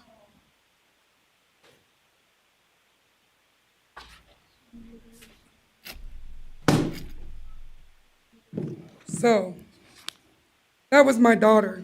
That's Shaylin. You guys sent her a truancy letter the other day because you guys have suspended her for a mask. That was illegal. You guys have been served, I know, certified mail by my attorney. You have a fair warning notice that's been put on you guys via email. We also have non-disclosure forms, power of attorneys. We can keep going all day long because we're not going to stop this fight. You guys received $265 million to mask our children. In 2020, you received $115 million. In 2021, you received $150 million. That's $265 million to force mandate and mask our children. Where is the new school buildings? Where are the new books? Where is any new school sports supplies? Where is anything for the children? Nothing. Nothing. There's still fights in the school every day. Where's the security at? My daughter goes to a school, one day, 16 fights and the principal got beat up. Just the other day on Friday, they had a big mass of fights. If you want to see corruption, go look at these cities that are Democratic or liberal as you will, and tell me who received that ESSERX check money. You guys did. Also, it's funny about backgrounds, right? So it's a funny thing called public data check. Did one on every single one of you guys. Mr. Wilson, Cincinnati, Ohio, age 34, 2012, domestic battery, 2006, after hours in park, 2006, alcohol and drug abuse, 2006, unsafe vehicle, 2006, DUI, 2017, driving 14 miles over the limit, 2010, seatbelt, 2014, registration expired, 2017, speeding, 2012, domestic battery, beating up your girlfriend, 2007, possession of drugs, 2007, theft, 2007, unauthorized use of property, 2003, hold for another agency by the city of Peoria, and operating uninsured vehicle. It is funny what this world can come up with when you pay a few extra dollars to get a background. On top of Miss Superintendent, Miss Karat, because I'm not going to call you a doctor, you got a speeding ticket in 2015. It's not breaking the law too bad, but you still can't seem to follow the law. On top of the whole time I've recorded you, you have been on your phone. How disrespectful. How disrespectful. These are our children. Our children. These are not toys. You're not going to play with my child's life. She's a good student. She's an AB honor roll. She earned 2 scholarships for football and wrestling management. I told you last time I was here I was coming back, and here I am. And I brought a force. And we have paperwork from attorneys. So play with us. I'm done with it. You guys are corrupt, and we've followed it. We followed the money. We followed the money. And I've heard about your sexual with the other teachers there, Mr. Wilson. So what's going on? What's going on? This is our children's education. I'm not playing with y'all no more. It's sharp and now you're paying attention now, ain't you, Miss Karat? You were disrespectful as hell. I just want to let you know that. Children up here speaking, and you being a superintendent, who did the background checks? Who did the background checks? Because who lied? You want wanted to mask our children, Mr. Wilson, but you at other universities and schools maskless. I got pictures. But you want to mask and mandate our children. For $265 million, where's our money? Where's our money? You want to teach our children there's 77 genders in this school. When I walked out from the last one, guess what y'all did last time that was against the law? You broke a public meeting act by kicking us out. Who's going to hold y'all accountable? We will. Don't worry. We're done playing. Y'all think it's funny. Y'all up there swerving, popping your gum on your phones. Don't give it a crap. But guess what? The law will win in the end. You guys have so much corruption and cover-ups. It is just beyond me. Truancy.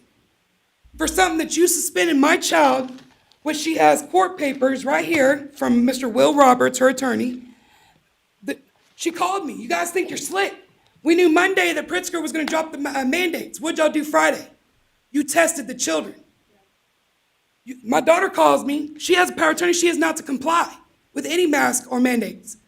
The nurse, Miss Hunt, Perez, or whoever you want to say at the end of the day, 'cause she got like 6 names, wants to argue with me because she has lawyers in her house, her family. And the paperwork that I had doesn't say anything about mask mandates. She don't have to have mask mandates. It's called her rights, her constitutional rights. Y'all have a great day. We'll see you in court. Thank you, Ms. James. Our next speaker will be Marcus Hamilton.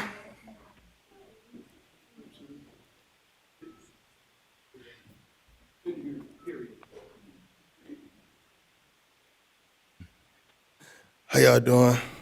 She said speeding tickets. You sound like you sped on the way over here.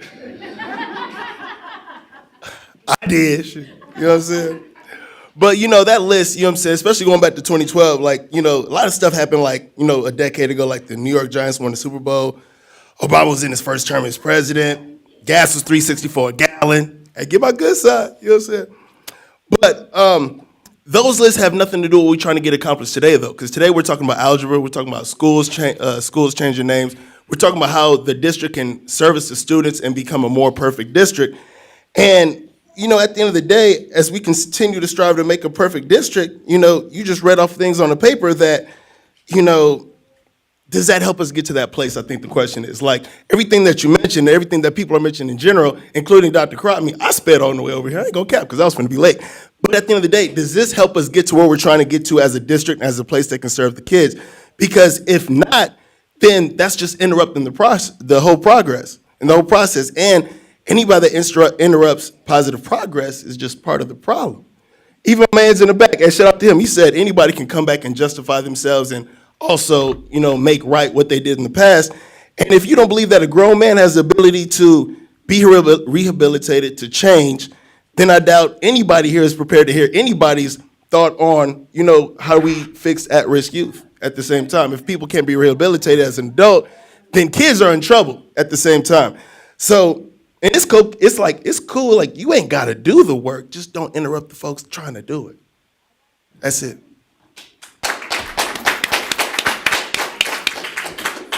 Thank you, Mr. Hamilton.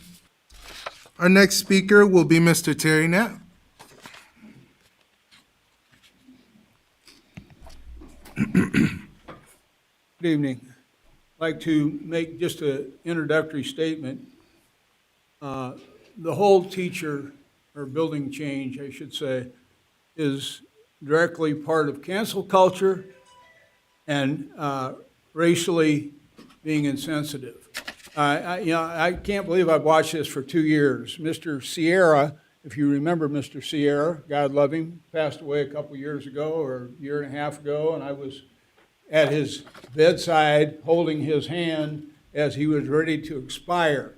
He came here and talked to you all the time, and like this lady said, you didn't listen to a word he had to say. You know, there was a big poster up here, and it had about 10 kids holding hands, white kids and black kids. Mr. Sierra came to this podium, and he said, where are the Hispanic kids? Where are the Hispanic kids? He did that for 3 months. You know what you did with the poster? You didn't put any Mexican or Latin kids in it. You simply tore it down. We're going to recognize Hispanic kids. We told you when this project started, Mr. Wilson, that there should be some Hispanic names on these buildings. How many Hispanic names are on the buildings? None? Anybody? Is there a Hispanic name on one of these buildings? I'm sorry?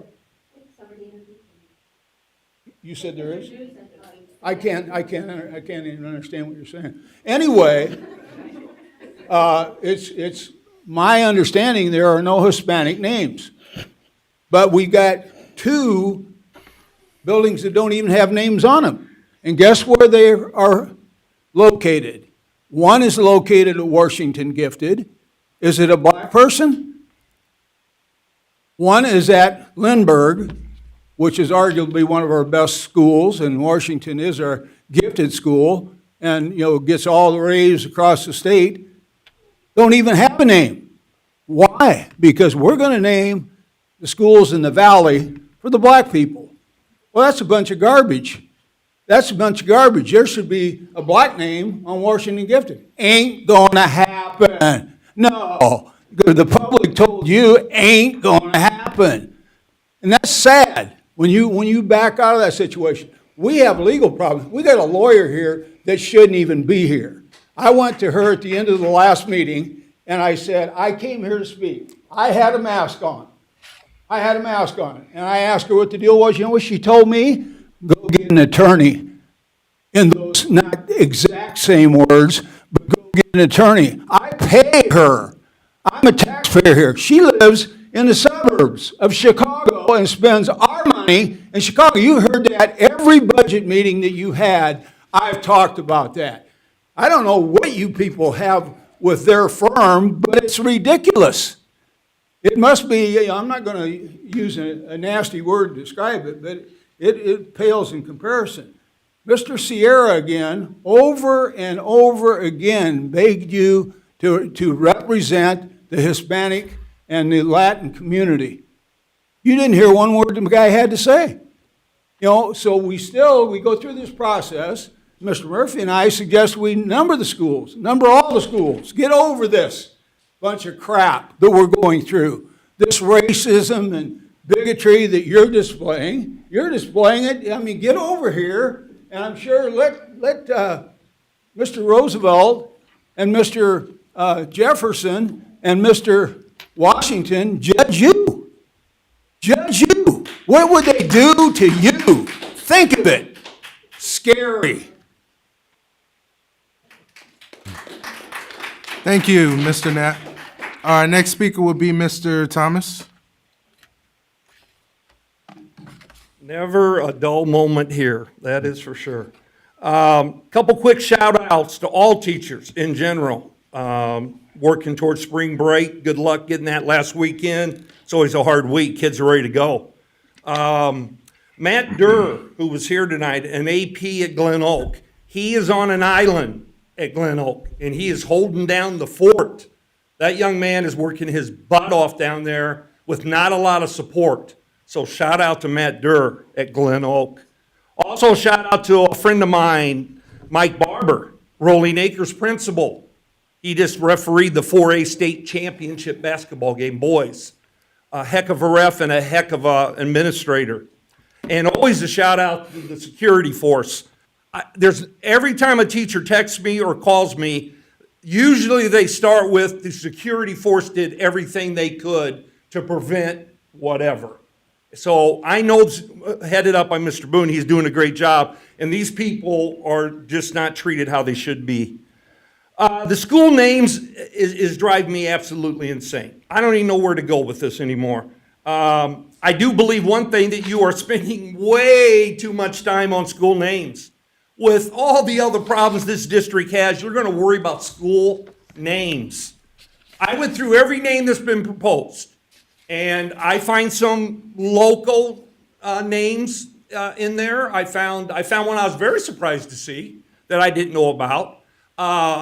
It's just funny how these names pop up and who they're associated with in the district or how they're associated in the state.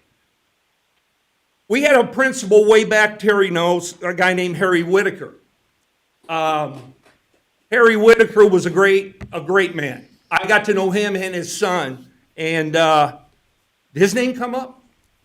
Probably wouldn't, because he's not in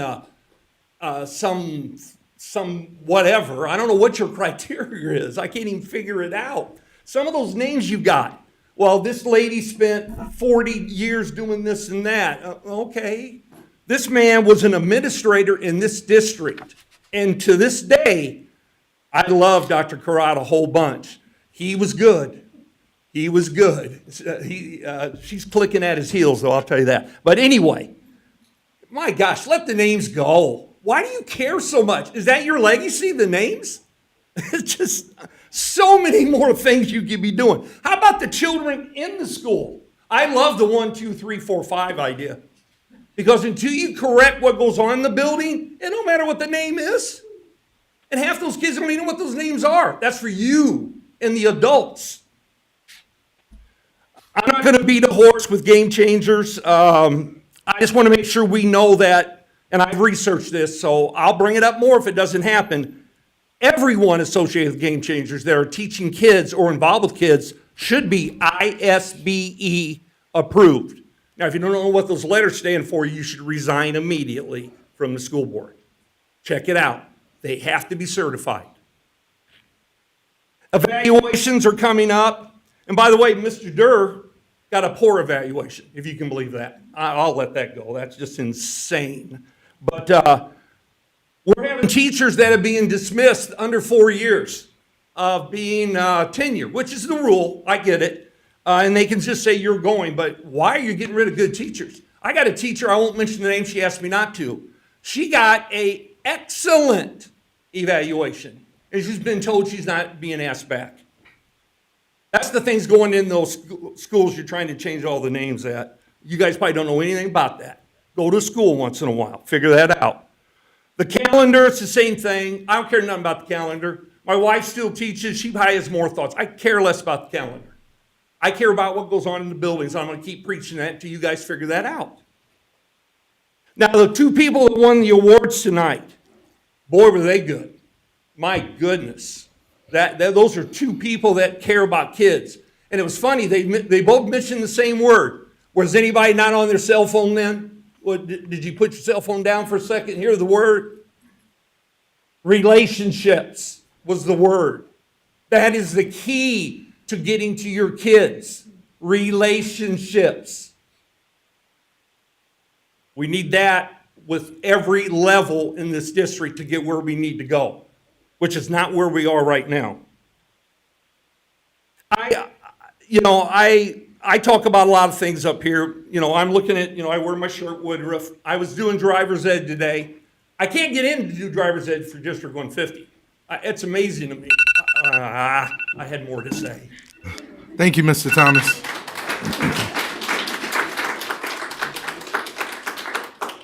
Our next speaker would be Miss Kathy McNeil.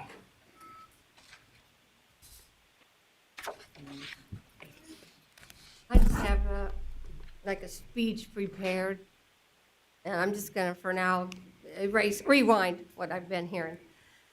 My name's Kathy McNeil. I'm a native Peorian and graduate of Central High School's class of 74. And you people here, hello. I will be the first person to admit I'm a person of white privilege, but ever since my high school days at Central, I've tried to work towards the diversity and unity among all people. Just throwing that in there. I'm here to speak in support of the school board, and in good faith, I believe that they want to do the best for their children in Peoria.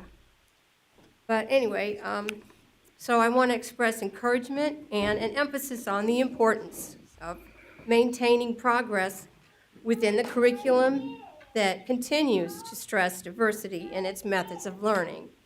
On a side note, there are some ongoing obvious inequities that exist right here in Illinois, and I'm talking about housing, which affects all aspects of life for people.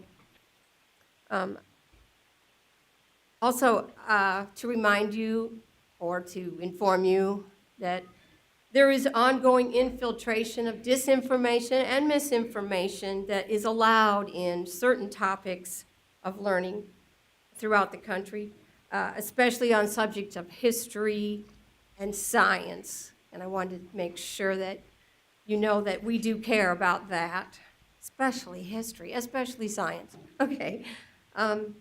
I just like to remind everyone also about a ongoing movement within school boards and local governments that are underhandedly wanting to do things that are not democratic, that are not for the rights of all individuals, especially based on race, creed, and gender. And I just don't want that to happen here. I'm not a parent. I'm just a citizen who cares about this kind of thing because I love Peoria. And so I just say, let's continue with our work at keeping Peoria Public Schools the favorite of the districts in Illinois. And might as well, I'd like to comment. I think it's sad that maybe children, especially children or vulnerable people, are getting the wrong idea. Masks are not for comfort. They are a healthcare position to take in consideration of the people around you who need that extra protection. And you, by wearing a mask, are helping to protect them, to keep them from dying, if that matters to you. Think about it that way, please.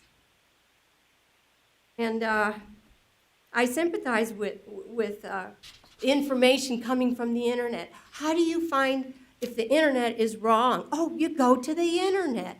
I mean, how ridiculous. That's a circular way of finding things out. So, and it's not all about what you hear from the people around you. Why don't you try looking it up, you know, on some respectable resource? And I'm not speaking to the school board here, I'm speaking to everyone, so. Since my timer hasn't gone off, I'll take advantage. It's my first time at a school board meeting. But really, again, I want to emphasize, I've only spoken before, and it was at a county board meeting, because I do believe if we're not careful, if we're not cautious, we have to fight the fear that comes from lies and bring out, if you have to, fear about the truth, because it's scary. If you are paying attention, really, you know, we got to all work together. And I understand people's differences in values, you know, their levels of what they consider pros and cons, or, you know, what's priority in their lives. But really, really, guys, ladies and gentlemen, you know, let's love Peoria. And by the way, I am so happy about the new bus schedule and bus routes, because it goes right by my apartment. Now I don't have to walk up on the highway shoulder to my bus stop now. So I expect to be taking the bus for the rest of my life, and now it's going to be a little easier, which is a good thing for my age. Anyway, that's all I got to say. Thank you. Our next speaker today will be Mrs. Michelle. Our final speaker this evening will be Mrs. Michelle Aaron.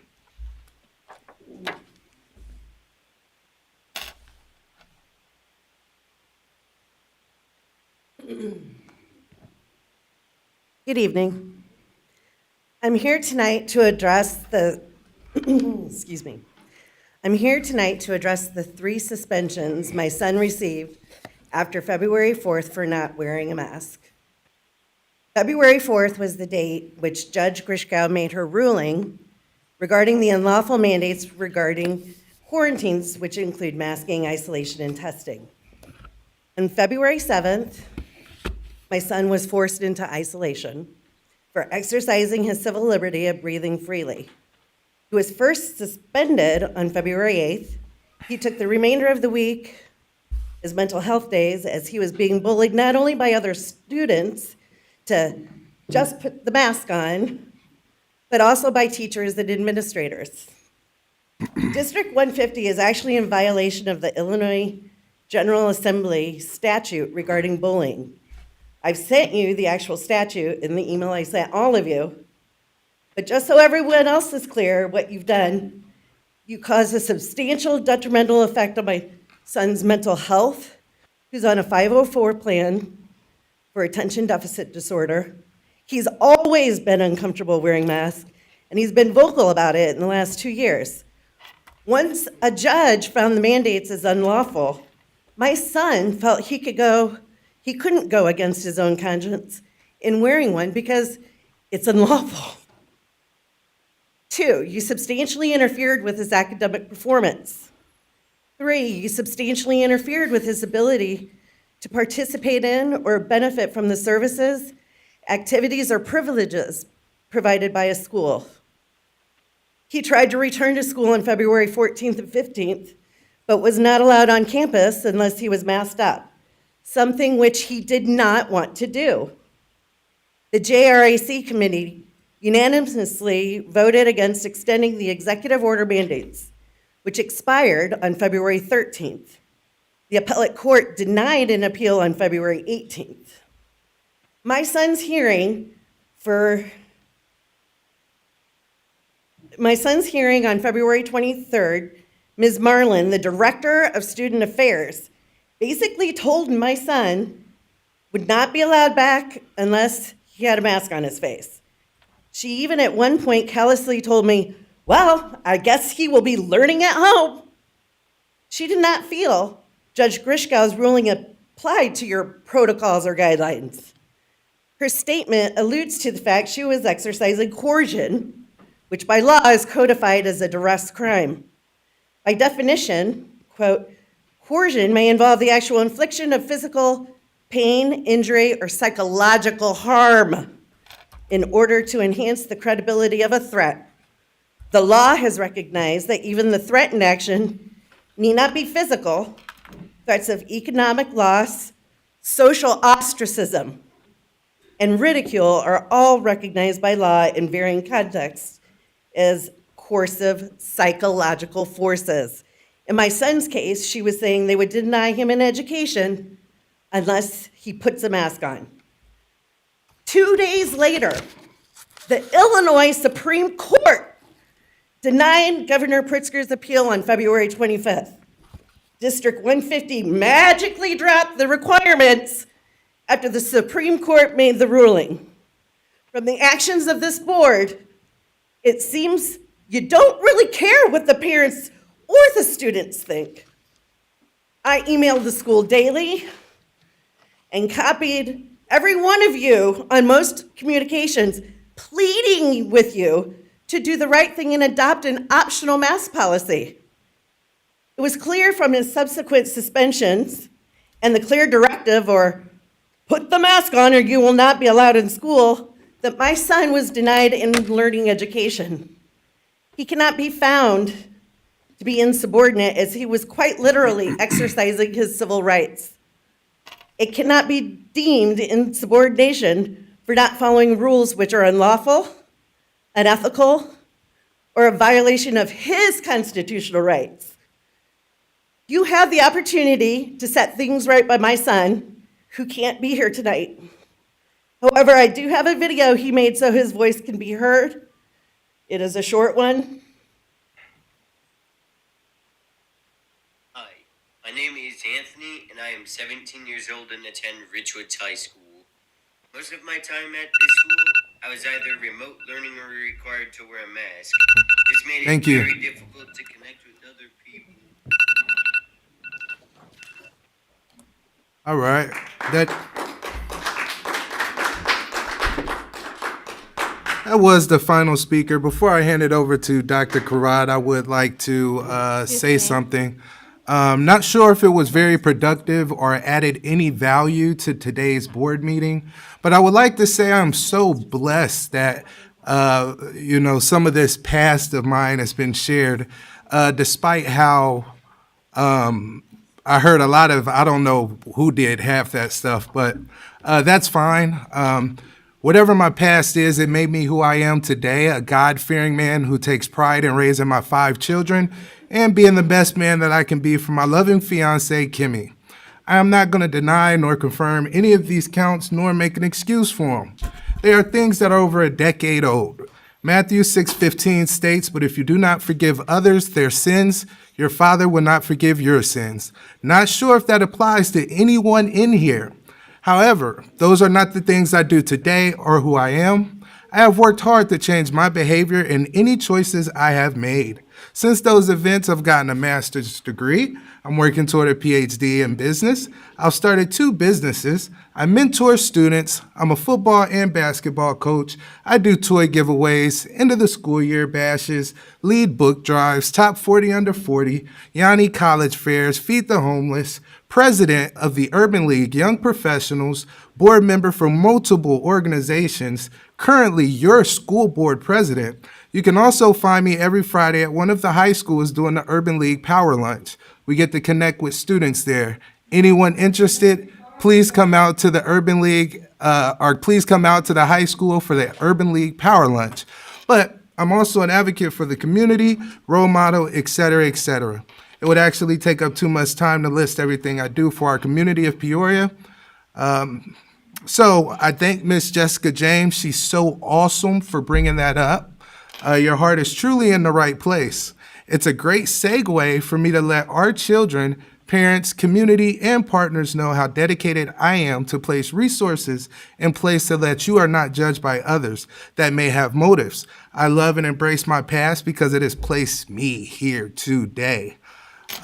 Ready to stand up for you, ready to fight for you, ready to break the old vanguard that continues to show their true intentions. We are not the same generation from before. We are different. A true voice of the future. The marathon must and will continue.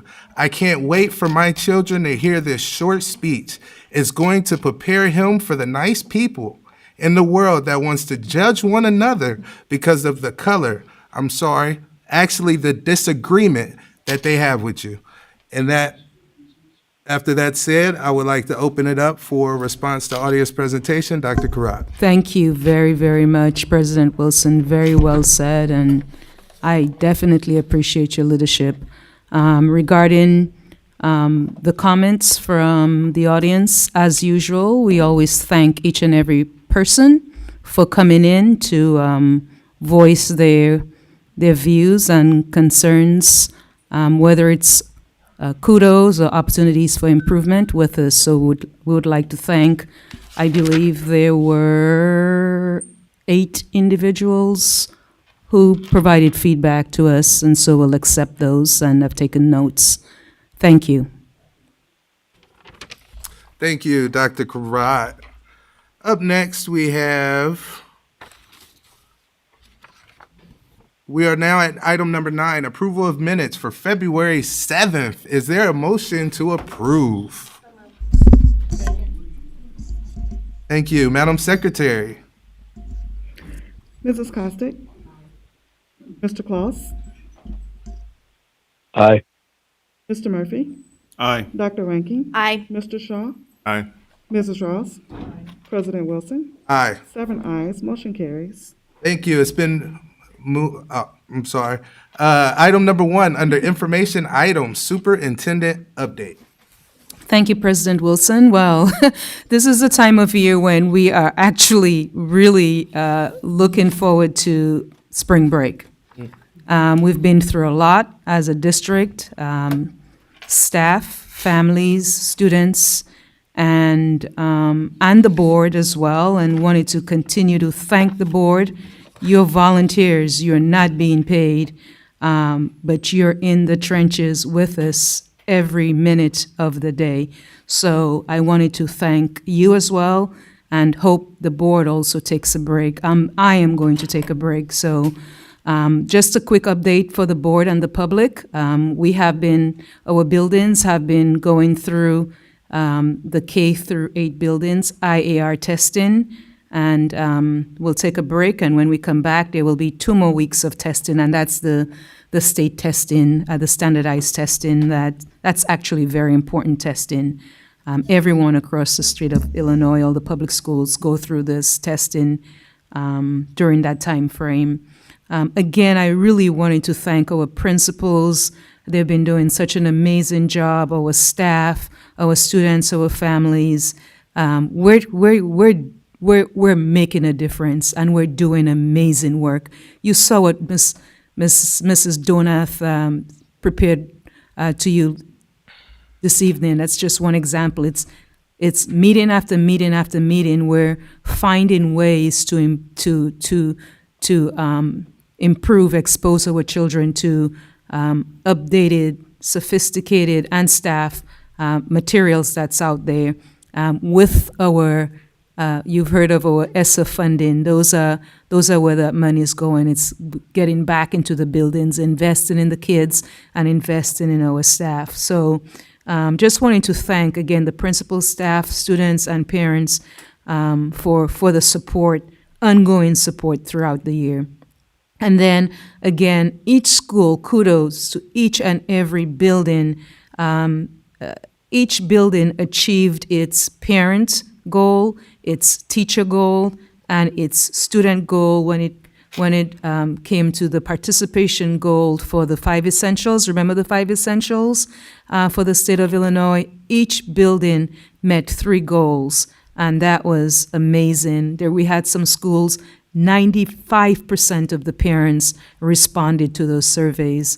50% of the parents responded to those surveys. A minimum was 20%, and each and every one of our buildings. So that's a huge accomplishment, and I'm really proud of our principals for working so hard to get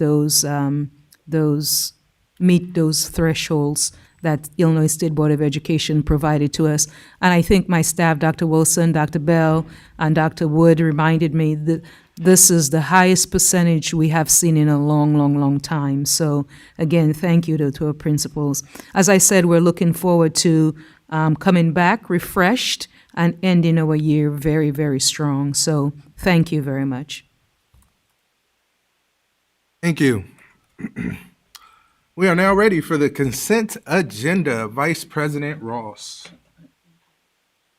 Oh, item number 3, report of requests under the item number 2, proposed expenditures over $2,500. Questions for Mr. Willis? Seeing none. Madam Secretary? Let's do number 3. Sorry? Let's do number 3. Okay. Request for information. I'll go ahead and do it.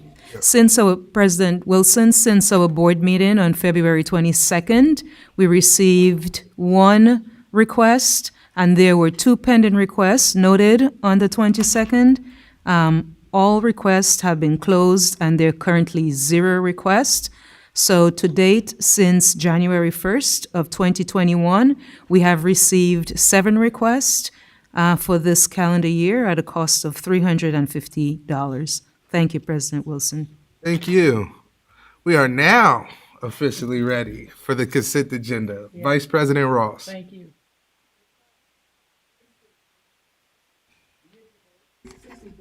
$16.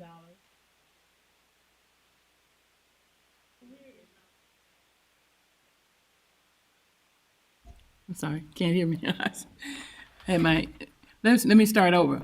Gifts to the school district, year to date, $60,016.35. And donations valued at $2,000 of supplies given to Michelle Miller at Roosevelt. Donations valued at $300, painting supplies given to Brenda Misquire at Peoria High. And donations valued at $5,780, further chance of school efforts by Knights of Columbia Jameson School. Donations valued at $750 for a hoodie by PPS Foundation. And then donations valued at $370 grant winners for PNC for Tree Win. Number 2, payment of bills. Number 3, payment for travel. Number 4, human resources report. Number 5, site calendar for 2022, 23, and 23, 24. Number 6, Salva's Evision Mathematics. That's what she spoke of earlier. Algebra 2 and Algebra 1 is number 7. Number 8, Bedford Freeman and Worth Statistics. Number 9, Salvas Evision Mathematics Integrated Math 1. Number 10, Salvas Evision Mathematics Geometry. Number 11, Field Trip Approval, Woodruff Career and Technical Center to Chicago, Illinois. Number 12, Memorandum of Understanding, Illinois Tutoring Initiative. Number 13, approval of the E-rate contract vendor for firewall for the USAC 22-23 funding year. Number 14, extension of memorandum of understanding regarding the temporary suspension of teachers' evaluation through 21-22 school year. Number 15, Woodruff HVAC abatement project. Number 16, approval of the SWAM digital system contract for the remainder of the 21-22 school year. Number 17, tennis tournament overnight trip. Number 18, soccer team overnight trip. Number 19, St. Louis out-of-state trip. Number 20, national drill competition overnight trip. Number 21, renaming of school assignments. Number 22, dismissal of first, second, third year probationary teachers for reasons other than reduction in force. And that is the entirety of the consent agenda. Thank you, Vice President Ross. Are there any items board members would like to pull for a separate vote? Miss Dr. Do whatever, Reinking. call me. I would like to pull number 21 to revise the motion. 21? For the naming of Washington. Thank you. Are there any other items? Hearing none, is there a motion to adopt the consent agenda with the exception of item number 21? So moved. Second. Thank you. Madam Secretary, would you please call the roll? Mrs. Costick? There's discussion on. Is there any discussion on the consent agenda with the exception of item number 21? Discussion on. Seeing none, Madam Secretary. Mrs. Costick? Mr. Claus? Aye. Mr. Murphy? Aye. Dr. Ranking? Aye. Mr. Shaw? Aye. Mrs. Ross? Aye. President Wilson? Aye. 7 ayes, motion carries. Thank you. So discussion on, First and second. We gotta get a first and second to discuss. can I get a motion and a second to discuss item number 21? So moved. Second. Thank you. Discussion on item number 21? Yeah, I'd like to make a motion to revise, or I'd like to suggest a motion to revise the naming of Washington. I'd like to revise the proposed motion to change Washington Gifted Middle School from Betty Friedemann Gifted Academy to Reservoir Gifted Academy. Once researching Betty Friedemann deeper, it has come to light she is someone who would go against our work at Peoria Public School 150, specifically our work towards LGBTQ curriculum at all levels, as she was a noted opponent to LGBTQ rights. Therefore, to reduce the continued process of renaming schools, I would like to revise the motion to state Reservoir Gifted Academy. This would provide the history. To provide some history, the current Washington Gifted Middle School was originally located on Moss Avenue, and in the early 1970s, it was moved to its current location on Grand Boulevard. The school that is on Grand Boulevard was originally named Reservoir Grade School and housed K-8 students. When Washington Gifted Middle School moved from Moss Avenue, the school was renamed to follow the students. The original building that sits on Grand Avenue was called Reservoir Grade School and was based on that because of the reservoir that's located behind the building and still is located behind the building in large tanks. Therefore, I thoughtfully provide this revised name not as a way to negate the work of the Buildings Committee, as I know that this has been a thoughtful process by all involved parties, but rather to provide a replacement name as a way to go back to the roots, the history of the building, and to provide a way forward with renaming the schools the board has already agreed to rename. Therefore, again, I would like to revise the motion to change Washington Gifted Middle School to Reservoir Gifted Academy. Thank you, Dr. That Reinking. was a, May I please have a motion and a second? she moved and who's going second? Is there a second? Second. Thank you, Mike. Second. So now, Any discussion on item number 21, the revision? okay, Already illegal. You did, okay, great. Seeing no discussion, Madam Secretary? Yes. So we're confirming, right, just to confirm so we know what we're voting on. Calvage Coolidge will stay the same as Harold B. Dawson. Harrison Community will change to Annie Jo Gordon. Lindbergh will change to Liberty Leadership. Roosevelt to the Elise Ford Allen. And then Washington Gifted will be amended to Reservoir Gifted Academy. Thank you, Dr. Reinke. Any discussion? Seeing none, Madam Secretary? Mrs. Costick? Mr. Claus? Aye. Mr. Murphy? Aye. Dr. Rankin? Aye. Mr. Shaw? Aye. Mrs. Ross? Aye. President Wilson? Aye. 7 ayes, motion carries. Thank you. That's done. Deliberation agenda. 1 second.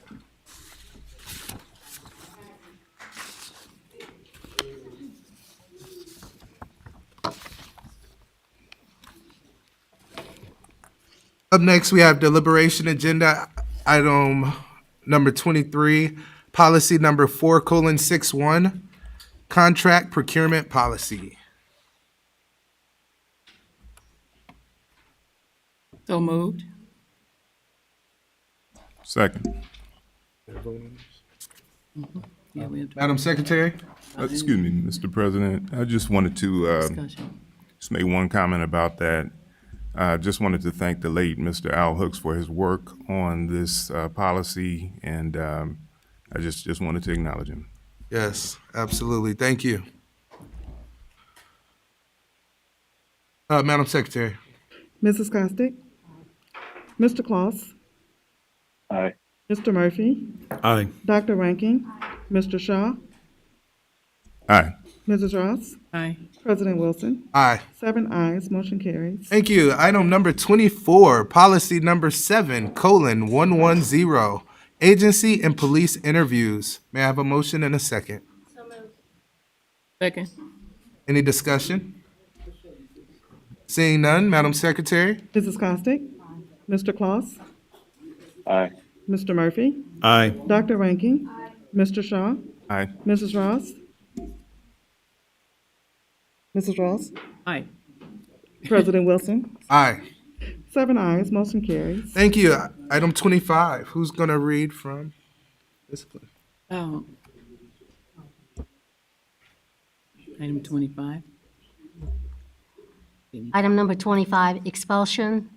With the expulsion to be held in abeyance, the proposed action is that the Board of Education approve expulsion with the expulsion held in abeyance listed on the report dated February 22nd, 2022, be approved as presented. Second.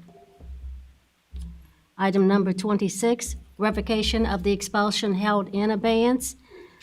Proposed action is that the Board of Education approve revocation of expulsion held in abeyance listed on the report dated February the 22nd, 2022, be approved as presented. Second. Item number 27. I think we have to vote on each one. Yeah, I thought we had to vote on each one. I'm waiting. Oh, So it's been moving, seconded. Can I get I'm a, sorry. Madam Secretary, can you call the roll for 25? Mrs. Costick? Aye. Mr. Claus? Aye. Mr. Murphy? Aye. Dr. Rankin? Mr. Shaw? Aye. Mrs. Ross? Aye. President Wilson? Aye. 7 ayes, motion carries. Thank you, Madam Secretary. Item 26 was also moved and seconded. Can I get Madam Secretary to call the roll? Mrs. Costick? Mr. Claus? Aye. Mr. Murphy? Aye. Dr. Rankin? Mr. Shaw? Aye. Mrs. Ross? Aye. President Wilson? Aye. 7 ayes, motion carries. Thank you. Item 27. Now she got to be. Suspension review. Proposed action is that the Board of Education approve the suspension review listed on the report dated March 14, 2022, be approved as presented. Second. Thank you, Madam Secretary. Mrs. Costick? Mr. Claus? Aye. Mr. Murphy? Aye. Dr. Rankin? Mr. Shaw? Aye. Mrs. Ross? Aye. President Wilson? Aye. 7 ayes, motion carries. Thank you. Presentation and suggestions by board members.